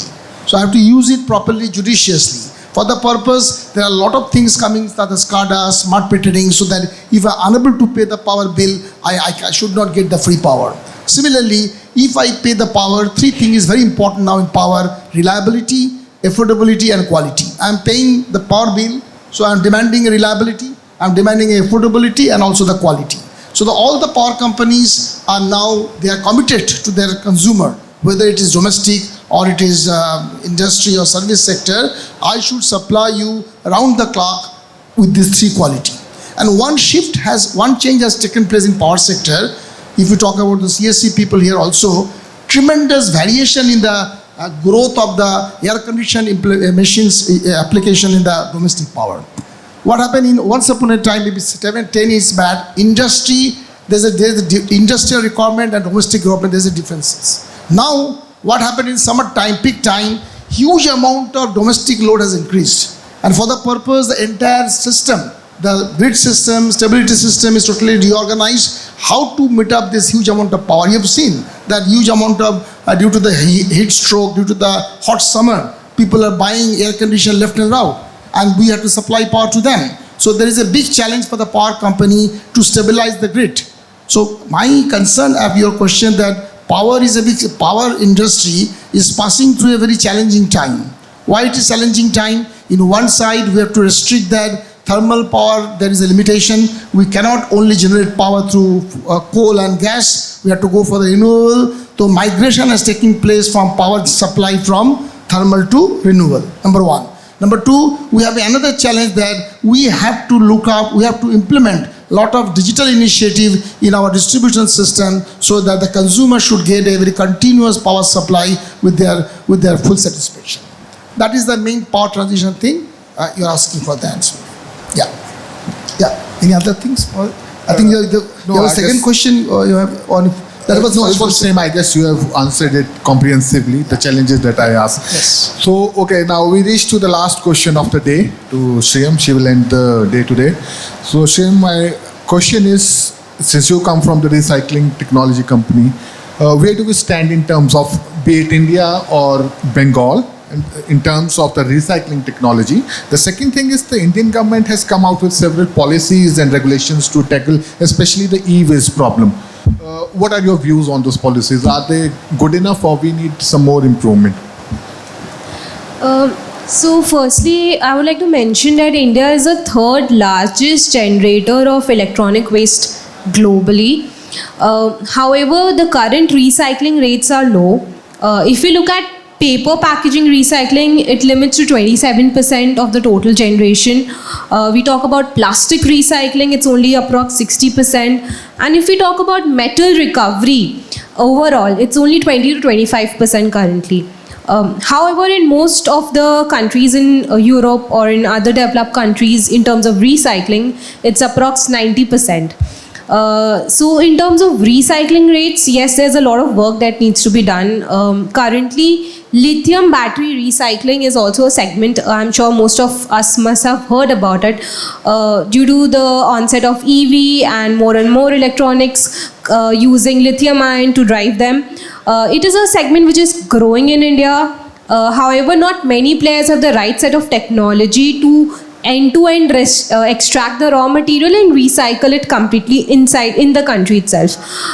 Talking about the positive part of it, I think the innovation rate in India is quite high, thanks to the young team and maybe the young mindset, the young population. I'll just give you one example. A toner cartridge which is used in printer was a very big problem because you could not reuse them earlier and it was a negative item. To recycle it, the cost of recycling was very high, which would lead to a lot of waste generation. So engineers today from different colleges have come up with a concept wherein they have developed this technology that you can reuse those toner cartridges, and from a negative item it has been converted to a positive item today, and hence the waste generation of the same has also been reduced. So I think in terms of the recycling technology, yes, things are there, movement is happening, but a lot more needs to be done. Coming to your second question in terms of the policy and guidelines, so I myself look after the e-waste EPR policy in the company. Hularec, I represent Hularec Recycling. We are a waste management company. So in India, basically, e-waste guidelines had come in the year 2011 for the first time. Post that, in 2016, 2018, 2022, and right now in 2024, there have been major amendments made in the regulation. Now, when the policy had started, government had focused on the disposal of waste. So, as an individual or as a business organization, responsibility was given to different stakeholders to dispose of their waste to authorized recyclers only, who had the capability to recycle them as per set practices. From there, the shift has happened to the collection mechanism, wherein the government came up with a concept called PRO, Producer Responsibility Organization. So Hularec as a company has been working as a PRO, wherein we have been collecting electronic waste from different corporates, business houses, and in fact door-to-door from various states. In Kolkata itself, we collect waste from your doorstep. So the focus was given on collection of these waste which was generated at various stakeholders. In the same way, in terms of recycling also, earlier the focus was on recycling of individual electronic items. Let's say today I have a TV or I have a refrigerator. The focus was to collect and recycle individual items. Now, in the 2024 regulation, that has shifted to metal recovery from these individual items. So that has been the progress that has happened. And I would say that EPR, which is extended producer responsibility, it has been the most crucial factor driving this full change, wherein the circular economy is now seeming possible for the industry. So for example, today, if let's say I am as a company importing electronics in India or manufacturing electronics or selling electronics in India, so as per the EPR policy, the company is responsible to collect back the e-waste generated from the sales of their product. So maybe if I sold 100 pieces of mobile phones 5 years back, and it is expected that within 5 years your phones would become outdated, the company has to collect back those 100 pieces and recycle them. And also spread awareness among the people that the recycling is important, proper disposal is important. So I think policy and guidelines wise, EPR has been like phenomenal in driving the change, not just in e-waste, but currently in plastic waste, battery waste, oil waste, and in fact tire waste as well. And I believe that policies have been there, implementation and reporting is something that we need to look upon, and that is currently in a nascent stage. But I'm confident that the implementation part is also picking up, and we will see more changes in coming 3 to 4 years from now. Great. As Shreya mentioned, policies have always been there, but we need to look at the implementation part. Of course, challenges are there with the MSMEs in the state, and as they are all over the country, but collaborated and sustained efforts from different stakeholders, and the government can help the MSMEs reach the next level. That is it from our side. It was a very insightful panel discussion. I guess we can take one question because we are already short on time. Anyone interested? Yes, sir. Please introduce yourself and keep the question short to the point.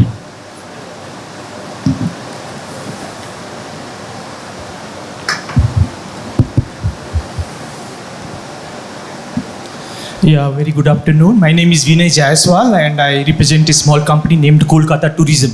So my question is specifically to Sri Dasgupta ji. So like you were talking about that in the power sector, power generation, we are in transition phase. And you also precisely talked about that we have challenges in the storage of the renewable power, if I could figure it out. So may I know that is this challenge is because of lack of technology or because of lack of initiatives for the administrator? That's precisely the question. Very good question. See, initially when we put emphasis on the renewable power, solar power, wind power, that time main attention was for generation. So when generation was stabilized, the people are thinking that there is a time cycle problem because wind 365 days may not get the same wind. Solar, the non-solar power in the evening. So the question is how to preserve that particular power. Then battery comes. So when the battery comes, you are asking is the lithium battery. So the problem is the lithium battery, there is scarcity of the raw material. We're dependent to China. So obviously people are thinking for other types of batteries. So as on today, there are huge innovation has come up so that when we are generating power either through green hydrogen or through solar or through renewable or through wind, how to maintain that power in the non-solar period or non-wind period. And that's the reason the challenge is not for only for materials, technology, you are right, technology, availability of material in India, and also the attitude to use it.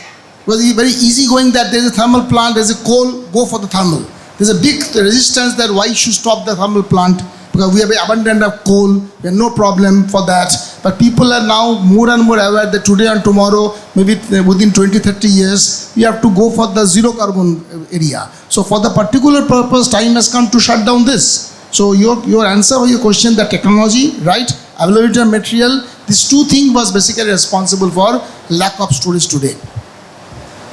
Thank you so much, sir, for answering the question. Thank you so much, everybody. Well, I think that's all. And thank you so very much to our panelists, all the panelists. Can we have a big round of applause and to our moderator for the excellent conduction of the wonderful panel session that we had. Thank you so much, everybody. Thank you. Well, if you have any further questions, maybe you can write it down and we can later give it all to you back. All right. Well, with this, thank you so much once again to all the panelists and the moderator. With this, we come to the end of the Kolkata edition of the Economic Times Make in India SME Regional Summit 2024. Adobe as our associate partner. Thank you once again to all our esteemed speakers, our partners and to our participants who represent West Bengal's MSME ecosystem. I request all of you to please stay back on the stage for a while. We have a token of appreciation for all our panelists. Ashish sir would do. I request Ashish sir to please hand over the token of appreciation to all our panelists.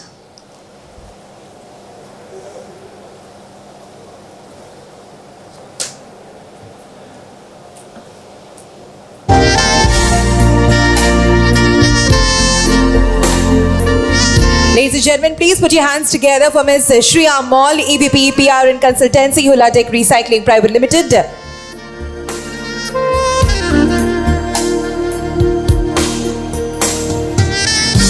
Thank you so much, sir.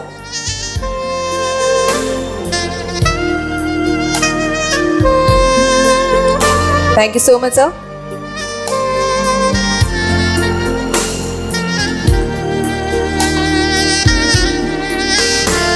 Thank you so much, sir.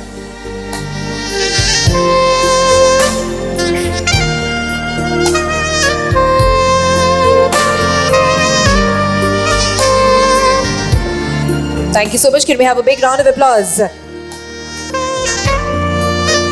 Thank Thank you to each one of you for making this event a success. Once again, hearty thanks to all of you for taking out your time from your busy schedules and joining us in this wonderful morning and making this a success. Well, with this, once again, thank you to each one of you, to all our esteemed speakers, our partners, and to our participants who represent West Bengal's MSME ecosystem. We hope the many MSMEs present here today found this to be a valuable knowledge sharing and enabling experience. And we wish you the very best as you chart the next wave of your growth. Do follow theeconomictimes.com for more such MSME focused initiatives, including Economic Times, MSME Day Conclave, and the Economic Times MSME Awards. With this, I would now like to invite everybody for the lunch and use this opportunity to build more connections and networks. Thank you so much. Signing off, Anchor Pooja Paul on behalf of the Economic Times. Thank you. Thank you, sir. Thank you so much, sir. Means a lot.